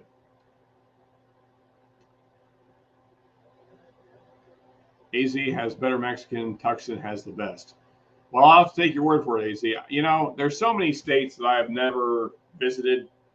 I mean, I've basically been every state east of the Mississippi, except for Michigan. I think that's it. I think that's the only state east of the Mississippi I've never been to. But uh, yeah, I could get more out west. I've never been west of the Mississippi, so I need to do some more traveling. Yeah, yeah, we got to work on the marketing for that. It's the shoe part that really ruins it. Um, like the old Cuban, if we could come up with something else to fill in the last part, I think you might have something there. It's just the shoe that really ruins the mental image for me. Yes, true. Still live in the woods. Yeah, that's why the chimichanga was invented at a Tex-Mex place because the chimichanga is not proper Mexican food. Um,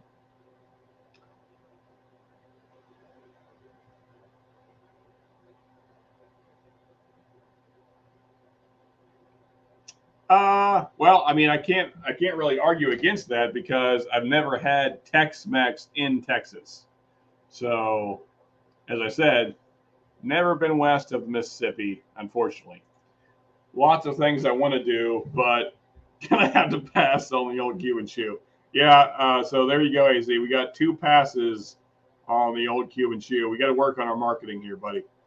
Uh, I do really like Mexican City Mexican food, though. Okay.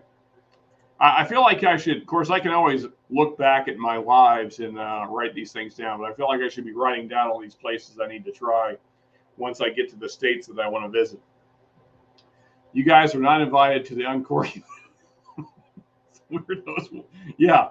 I don't know. I don't know what kind of clientele old Cuban shoe is going to appeal to, but I don't know. Maybe like homeless Cuban guys. I feel like that's not really a thing though. Like I don't know if I've ever seen a homeless Cuban guy. I'm going for my fourth pour here. You know, I just said 3 is usually my limit, but this stuff was so good. Got to go in for another.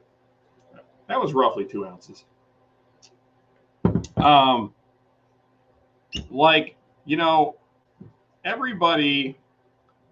Now, I'm going to try and keep this non-political, but there's so many people that have issues with immigrants these days. But I tell you this, I have never seen a Mexican or a Cuban homeless person. Never seen it. I can't think of a single instance where I saw a homeless Mexican or a Cuban person because they're going to work. They're going to find a way to make money. And I respect that. Like, I respect a person that's going to find a way to take care of themselves. I think we need a lot more of that, not just in this country, but everywhere. So, to all the people that hate on immigrants, now I appreciate that, you know, we need to have controls in place, and I'm not going to get into all that, but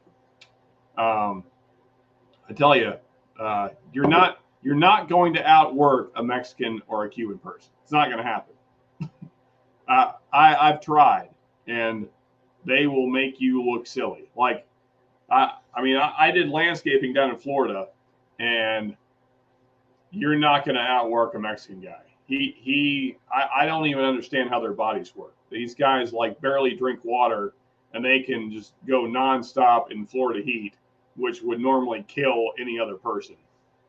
They're like superhuman. Amazing stamina in the heat.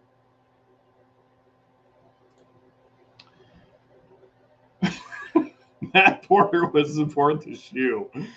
I guess. I mean, Matt's a pretty weird guy. I mean, I've never met Matt in person. We chatted on a few different lives, but never met him in person. But I feel like Matt would be a cool guy to hang out with. Like, he's got the jokes. He's just a fun, jovial guy. Matt's a good dude. I like Matt. I would say Matt's probably not my, well, he's one of my favorite people on Whiskey Tube for sure. I like Matt a lot.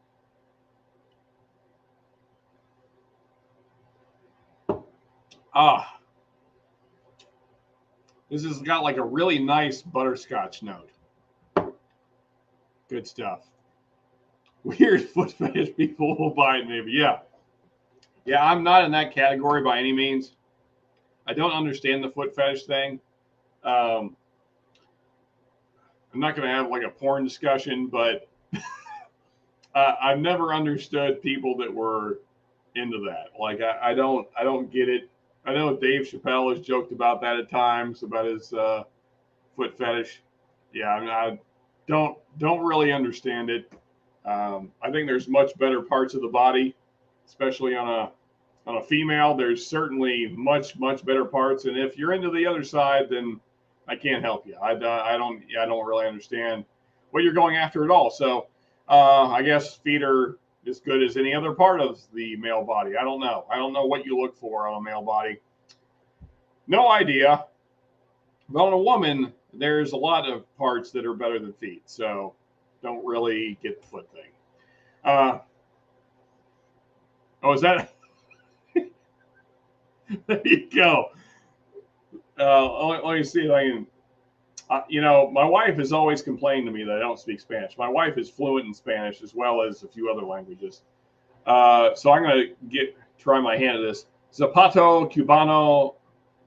Let's see. So J is an H. So viejo, I guess. I guess that's viejo. I probably said that wrong. Someone will correct me later, I'm sure. OCS vintage small batch single barrel. How do you like them apples? There you go. Yeah, OCS works a lot better than spelling it out. Just don't spell it out and never tell anyone what it stands for. And then it's a mystery. There's like this mystery as to what OCS stands for. So it's kind of yeah. Mash and drum is my favorite. So okay. I like Jason, but so here's my thing with Jason. Now I doubt he's ever going to see this, so I probably don't need to like curtail it to be kind. But the way he says water drives me insane. Like, and I feel like he does it on purpose. Like somehow he fits the word water into almost every review now. I feel like he's doing it to taunt me. And the funny thing is, I have a good friend down in Florida that was from Philly, and he says water almost the same way as Jason says water. And I would always make fun of him and give him a hard time. But yeah, the water, that, oh my God, it's just like, it's gross to hear. It like hurts my ears to hear that word. It's just like repulsive to my ears. But yeah, aside from that, I mean, as you guys can probably tell, I mean, I've taken a lot of things from Jason, the way he goes about reviewing. In fact, I mean, I think it was other Sean Dimetron that mentioned how he pimps bottles. Well, so if you guys saw my early reviews, you would know that I used to pimp the bottles as well. I used to have the B-roll. The problem is that no one was watching the B-roll. Like, people were just skipping through it. So I was like, well, I'm not going to shoot all this B-roll and edit it down and get it all looking nice if no one's watching it. So I just stopped doing it. Maybe someday it'll come back because I really like the B-roll. I like showing off the bottles. But like 20% of the people watching the video were actually watching it. So I just stopped doing it. You nailed it. Hey, all right. My Spanish isn't completely terrible. Actually, it's pretty terrible. Yeah. Put the water in the radiator. Or I probably said, I didn't say radiator quite like Jason did, but it's something awful like that. Something just gross to the ears. All those big whiskey channels are great, but once they get big and start raking in Patreon and donations, they only review stuff that I can't find or afford. Yeah, so see, that's the thing, is that I don't ever want to do that because, like, so just to add to your point, I mean, I used to love Bourbon Junkies, and I mean, I still do. I think, you know, I think they're cool guys. I wish they would curse less, but I think they do fun reviews. But like you're saying, Still Live in the Woods, is most of the stuff they review now is stuff I'm never going to see. And the reason they're seeing it is because their Patreons are sending it to them. I mean, a lot of the times they're not even finding the bottles themselves. They have like a whole network of people that are sending them whiskey. So, I mean, and that, you know, that's cool. That, you know, I'm happy for them that they're able to do that, and it's great for. I mean, it's good for the community because at least the bottles are getting reviewed. But when that's the focus of the channel, I feel like I don't know how they maintain the numbers that they do, because I'm always surprised when these super hard to find bottles. I mean, these bottles that are so allocated that, you know, maybe 1 in 10,000 people is going to even see it. If that, that's probably shooting high. I'm surprised that those videos do the numbers that they do, because most people will never even see those bottles. So it's kind of interesting to me. But YouTube is a funny place. I guess people just watch things in hopes that they might find one. But I would rather, I mean, that's the whole reason I started a channel, is that I wanted to review stuff that was available. And that's why I've done so many budget videos. And I mean, to be fair, so did Bourbon Junkies and all the big channels when they started. I just hope I don't get to a place where I've run out of budget stuff that's interesting, which I don't think will happen, especially with the bourbon boom we got going. I think there's going to be plenty of budget stuff coming that will keep the reviews going. But pecan? But yeah, are we coming up with new alternative names to the old Cuban shoe? Yeah.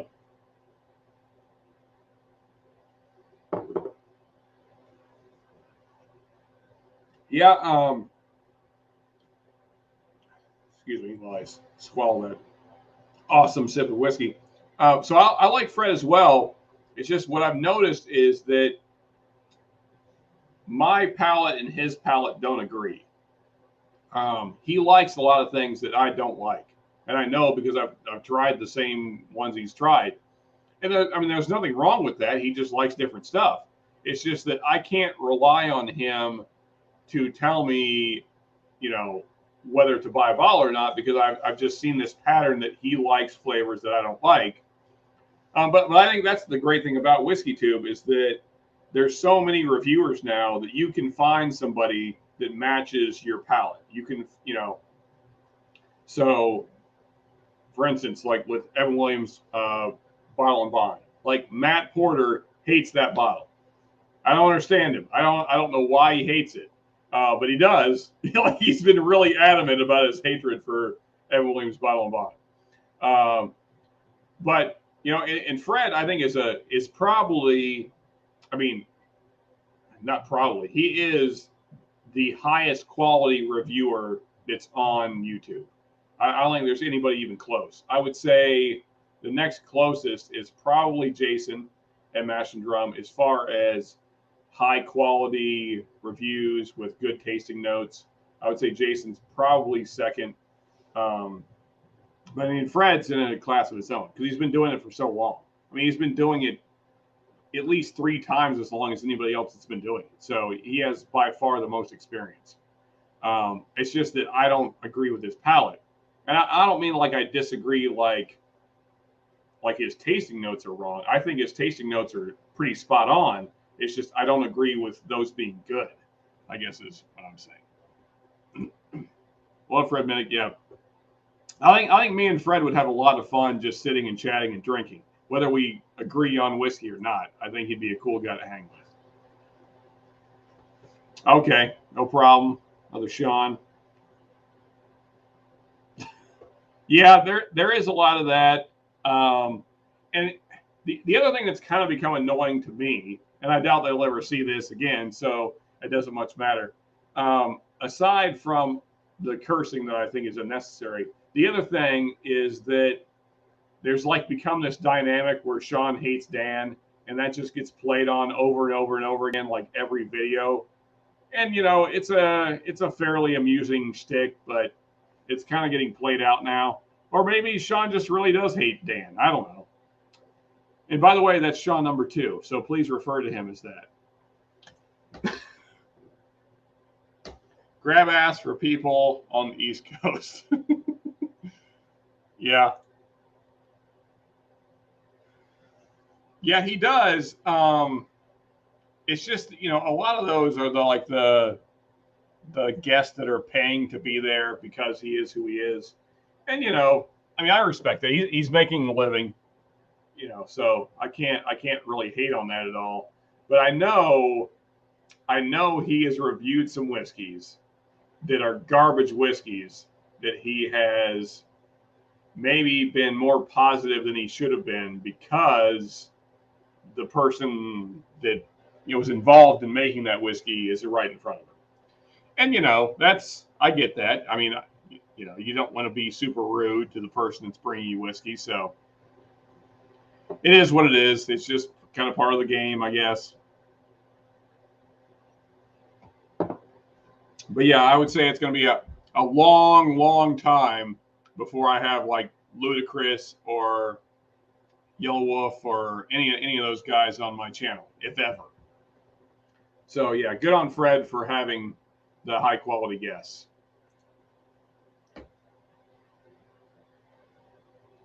Oh yeah. So I can't remember the guy's name, but like one of my favorite guest appearances on Fred's show was a small distillery up in like Washington or Oregon. And the guy just spent tons of time talking about the intricacies of the distilling process, about, you know, how the temperatures that you want to keep yeast at, helping the viewer understand. I mean, basically helping the viewer understand like the flavors you're getting in your whiskey are because of this. So for instance, like Jim Beam, apparently based on what this man was saying, and this is a master distiller. This guy has tons of experience. He just runs a very small distillery because when you get into big batches, you can't have the quality. And his whole thing is quality. I can't remember the man's name, but maybe you guys have seen it.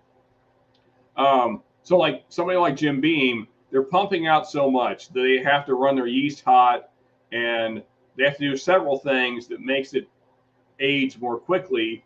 And so what you get on the back end is a lot more heat. And that's what I always pick up on Jim Beam products. And I always wondered why that was.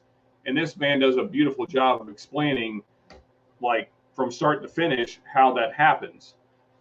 Which if you're super into whiskey, then that was one of my favorite interviews that Fred's ever done. Because it helps you understand how do you get complexity in a whiskey?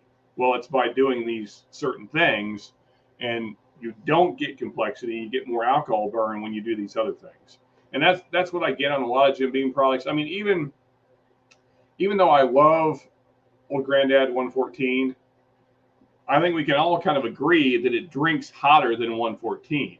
And I would say most Jim Beam products drink hotter than 114 because, I'm sorry, most Jim Beam products drink hotter than they are because of the way that they go about distilling, the way that they go about aging their mash bill, the temperatures they keep their mash bill at, all that kind of stuff, where they're doing their cuts. And so I thought that was like a really one of the most interesting like live interviews I've ever seen on any whiskey channel.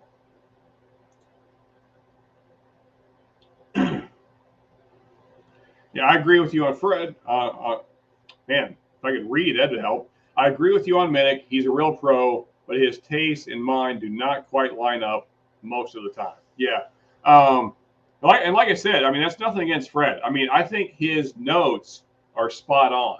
I mean, because I've tried many of the things that he has done reviews on, and I get very similar notes. It's just that those are not the notes that I'm looking for.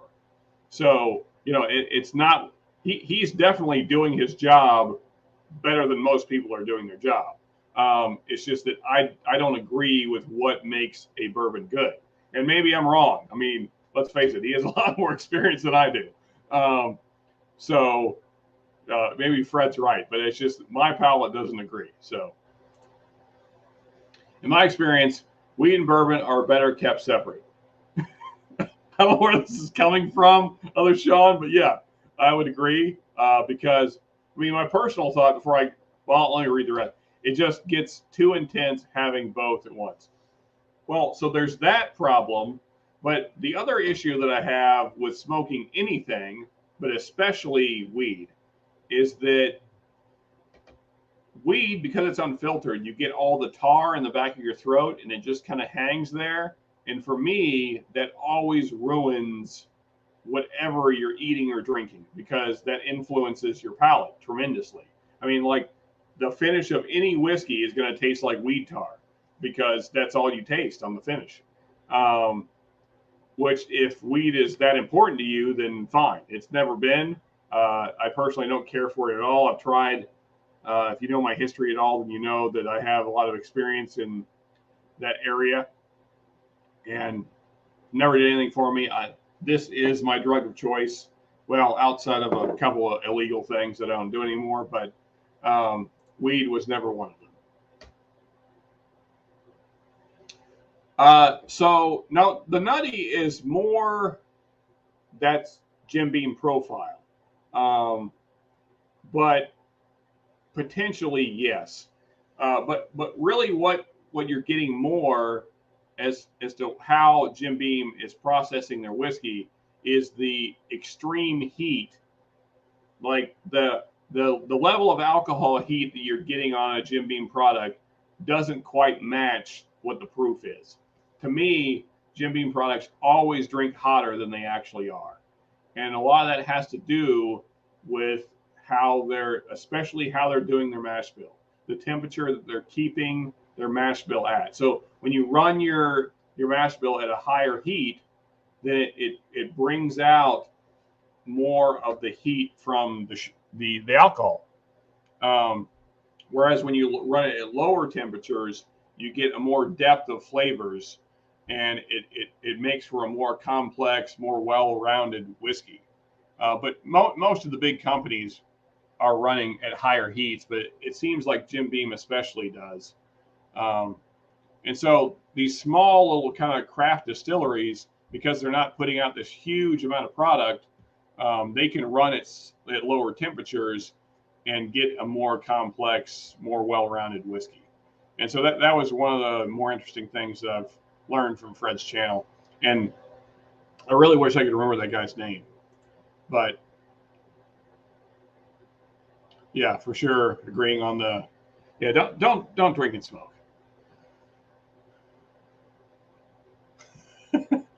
Fred loves M. Williams Bibb plus 50 points. That's right. See, Matt, if for some reason you're watching this in the future, see, Fred Minnick agrees with us. You are wrong.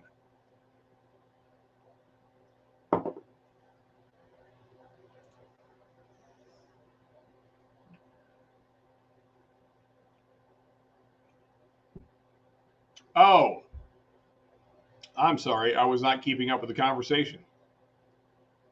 Yeah, so I don't mind the nutty either, as long as it's not like straight peanut butter. Because I have had, come on, camera. There we go. Okay. I have had some whiskeys that were way, way too peanut forward. Like it just kind of takes over.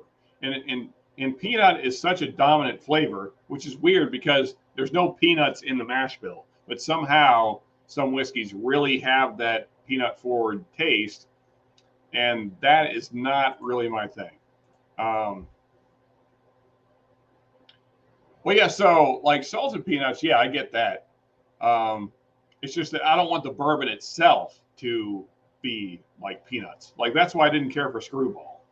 Like I've tried it since that time when it was available at Total Wine.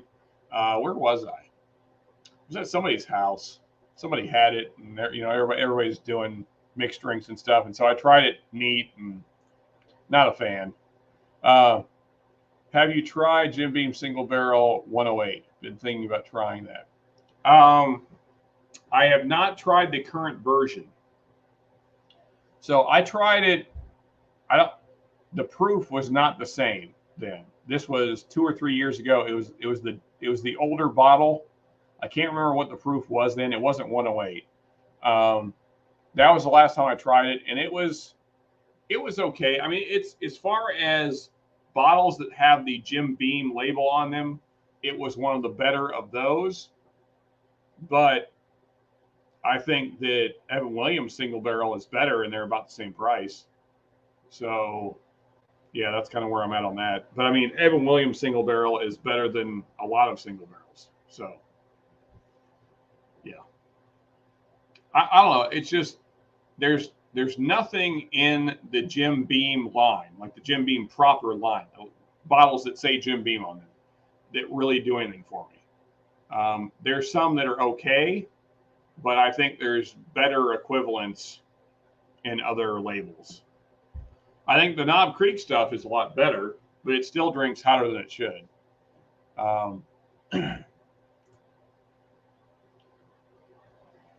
Weed before whiskey makes me frisky. Whiskey before weed, train wreck. Yeah, so for me, actually, still live in the woods. Now, this is back when I partook in that kind of thing. It was the other way around. Like if I smoked before I drank, then I didn't really keep up with how much I was drinking. And so I would usually get trashed because, because you're high and you're not really paying attention to how much you're drinking. And so, yeah. Whereas, well, really, I never cared for the combination at all. But either way, it kind of works out bad. Kind of like Dimetron was saying. Oh, it was. Got to make it rhyme, though. That's right. So we have, we're finding out all kinds of things. So AZ is our local scientist, and then Still Live in the Woods is the local rhyme master. We got the next M&M on our hands here, folks.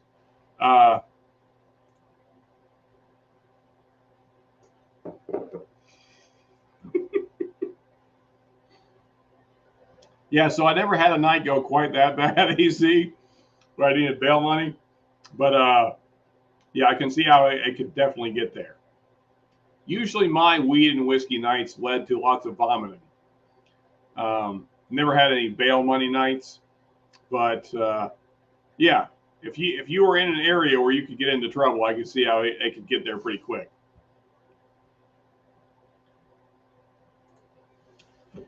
Yeah, I mean, really everything, to me anyway, everything outside of the proper Jim Beam line is good.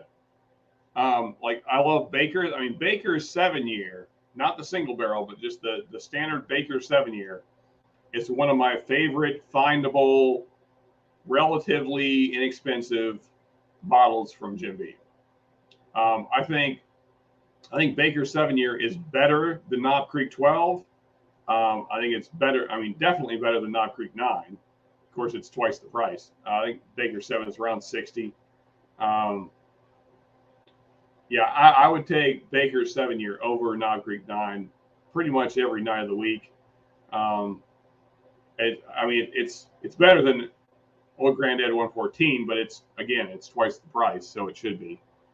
And I think it's 107 proof, pretty sure, which is like, that's a good proof point. It's like, it's not so low that it tastes watered down, but because it's Jim Beam, it doesn't drink super hot.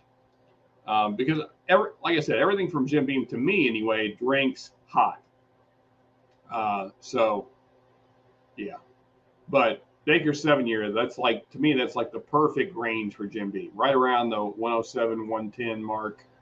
And an Old Granddad 114, again, that's like the perfect Jim Beam range. Like Booker's to me, even though it's a really nice cast strength barrel proof bourbon, it drinks too hot. It's like the hottest Elijah Craig barrel proof is what Booker's is like every single time.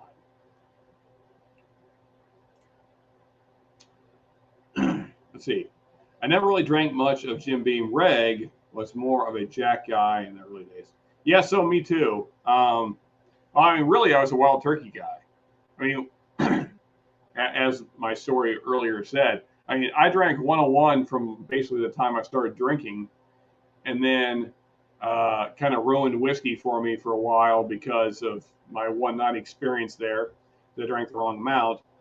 And then when I came back to whiskey, I had to kind of work myself into it, which I did by just pouring whiskey or bourbon into stouts until I just weaned myself off of drinking stouts and just straight whiskey.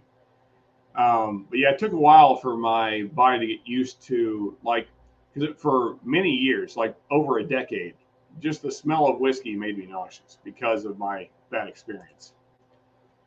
In my younger days, I used to love pairing weed with whatever, but since really getting into whiskey this year, I haven't really smoked that much and found it's better keeping it separate. Yeah, I agree. I mean, especially if enjoying your whiskey is important, then I think it's much better separate. And I hate the kind of the tar taste that you get from weed in the back of your throat. That always annoyed me. Never had Basil's. I don't know. To me, Basil's is just boring. Like there's nothing redeeming about it. It's too watered down. I mean, it's 80 proof. It's as low as you can go and be bourbon. Yeah, I don't know. It does nothing for me. I guess if you need something super, super, super chill, like after a hot day, which you have a lot of, AC, then maybe Basil's would fill that role. But to me, it's just like, if you're used to drinking Evan Williams Bib or Wild Turkey 101 or Old Granddad Bottle and Bond, then Basil's is going to be boring. It's just, there's just not much going on. It is legal in Arizona now. We'll smoke before bed sometimes, but will not do both. Okay. Have you noticed any difference since the bottle changed on Baker's? I hear a lot of people complaining, but it seems to be the same to me. Now, Still Living in the Woods, do you mean the single barrel, or do you mean just the standard 7-year? Because the 7-year, as far as I know, is still the same bottle. So I guess I assume you mean the single barrel, because both are still available, at least where I am. Oh, sorry, Commandante, just seeing this. Hope you're still with us. Thank you for joining, my man. Appreciate it. Have a good evening, and I'll get back to Still Living in the Woods. Thank you again for joining us, though, Commandante. Good to see you as always. Yeah, so around my area, Still Living in the Woods, so we have the Baker's 7-year single barrel, and then we have the Baker's 7-year just standard, which are two completely different bottles. But so I if memory serves, I assume you're talking about the single barrel because that bottle did change recently. And I have not had that, but I'm not a fan of single barrels, like in general, because it seems like to me when the distillery is picking single barrels, they seem to pick the widest of that profile, which is not what I'm after. I want the experience. I want something that's bold and has a lot of flavor. So, but for whatever reason, it seems like the single barrel market is aimed at people that want kind of the lighter, easier sipping kind of experience, which is, I mean, that's fine. If that's your thing, that's fine. That's just not what I'm typically after. And that seems to be the pattern with, I mean, all the single barrels I've ever had. So whether it be Baker's, or if it's Blanton's, if it's 1792 single barrel, Old Forester single barrel. Like Old Forester single barrel is the widest Old Forester I've ever had. And it's good. I think it's much better than 1792, Blanton's, Henry McKenna. I think it's one of the better single barrels. But as single barrels go, well, actually, I should say, as whiskey goes, it's still on the wider side. I mean, for Old Forester, for sure.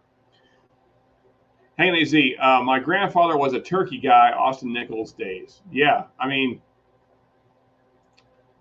turkey still puts out some of the best stuff ever. I mean, I think I've mentioned it on lives before, but my goal, if I can make it there before the man is dead, I want to get Jimmy Russell to sign a bottle of, even though I know it's not his product, I want a bottle of Russell's Reserve single barrel signed by him, which is really his son's product, but then also a rare breed, which is definitely Jimmy's.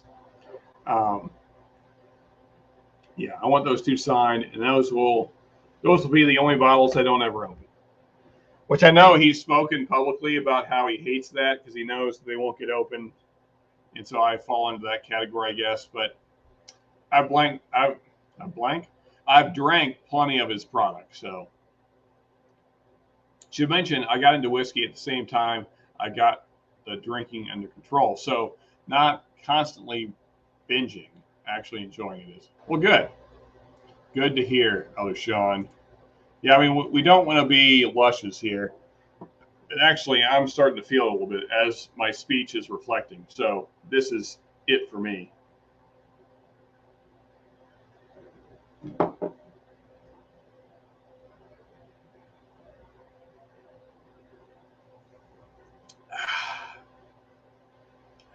Hell yeah. I am feeling that 116 proof. So my throat is a little bit raw, I guess, because I feel like I have a little bit of a cold. Hopefully I'm killing germs. That's what I keep hoping. I'm cool with whiskey except for Halloween night. You'll have to explain, AC. Oh, I see. Still hungover. Gotcha. I vape weed, no tar. Yeah, I mean that's probably a better way to do it. Okay, so the only Baker's available down there is single barrel. Gotcha. Yeah, I guess that's probably become the more common one. As I said, I prefer the old bottle, just the regular 7-year at 107 proof. It seems like, if I'm remembering correctly, it seems like the single barrel, excuse me, seems like the single barrel is lower proof. I might be wrong, but that's the way I'm remembering it anyway. Vaping is so much better. Totally agree. Sorry for all the coughing here, guys. I don't smoke cigs anymore, so don't like bumming stuff. Gotcha. Hey, hanging. My grandfather drank Wild Turkey too every single day, but I never once saw him drunk. Well, that's because your grandfather was a professional. He drank like a gentleman. For sure. Well, guys, so real quick, as I mentioned earlier, no video tomorrow. Apologize for that. Just been a super busy week. I was hoping I could get this gift guide edited and completed by tomorrow, but just not quite ready yet. And I don't want to put out a bad video. So maybe Sunday. We'll see how it goes. I'm going to try and get it out as soon as I can.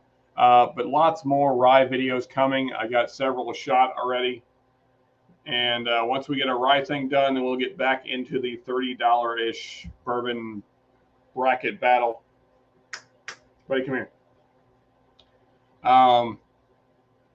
And also got an A121 review coming. I know we're way late in the year for that, but I got a bottle about a month ago finally, and gonna finally review that. And that will kind of wrap up the year. So all the ryes, the gift guide, the bourbon of the year video, the A121, and then first of the year will be the bourbon of the year video, and then we'll get back into our $30-ish bourbons. And I may add to that, may kind of do like a March Madness kind of thing to do the bracket. So maybe January and February will be the $30-ish bourbons, and then March will be the bracket videos till we figure out the best $30 bourbon. But guys, I'm going to wrap it up for tonight. It's about 12 here. We got 9 minutes till. And as I said earlier, I'm not feeling the best, so I'm going to try and get some sleep. You guys have been awesome. Thank you for all the comments. Okay, so real quick, I'll only run through the rest of the comments here. Baker single is 107, so they are the same. Okay, good to know. Same here. Quit cigs in 2006. I got to read. That's why I need to stop, because I can't read anymore. 2016, and I still vape, especially when drinking. Cool chat, fellas. Good luck with Blind, Sean. Thank you. Appreciate that, AZ. Quit smoking tobacco back in 2002. Yeah, so that's about the same time that I quit. Still living in the woods. Around then, 2002 to 2003. Nice woods. I have a dip sometimes hiking. Well, I hope not often, AC. We need you to keep your mouth intact, my friend.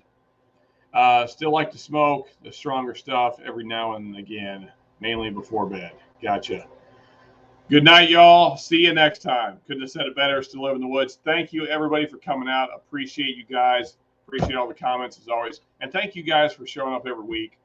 I appreciate you coming and listening to me talk nonsense about whiskey. So I really do appreciate you guys. I hope you guys have a great weekend. If you've got family in town still, then I hope you have a great time with them. And enjoy your whiskey responsibly. Have fun with your family. And we will see you next Friday. And maybe next Friday, Charles will be able to join us. That'll be cool as well. So good night, everybody. And we will see you next Friday. Bye-bye.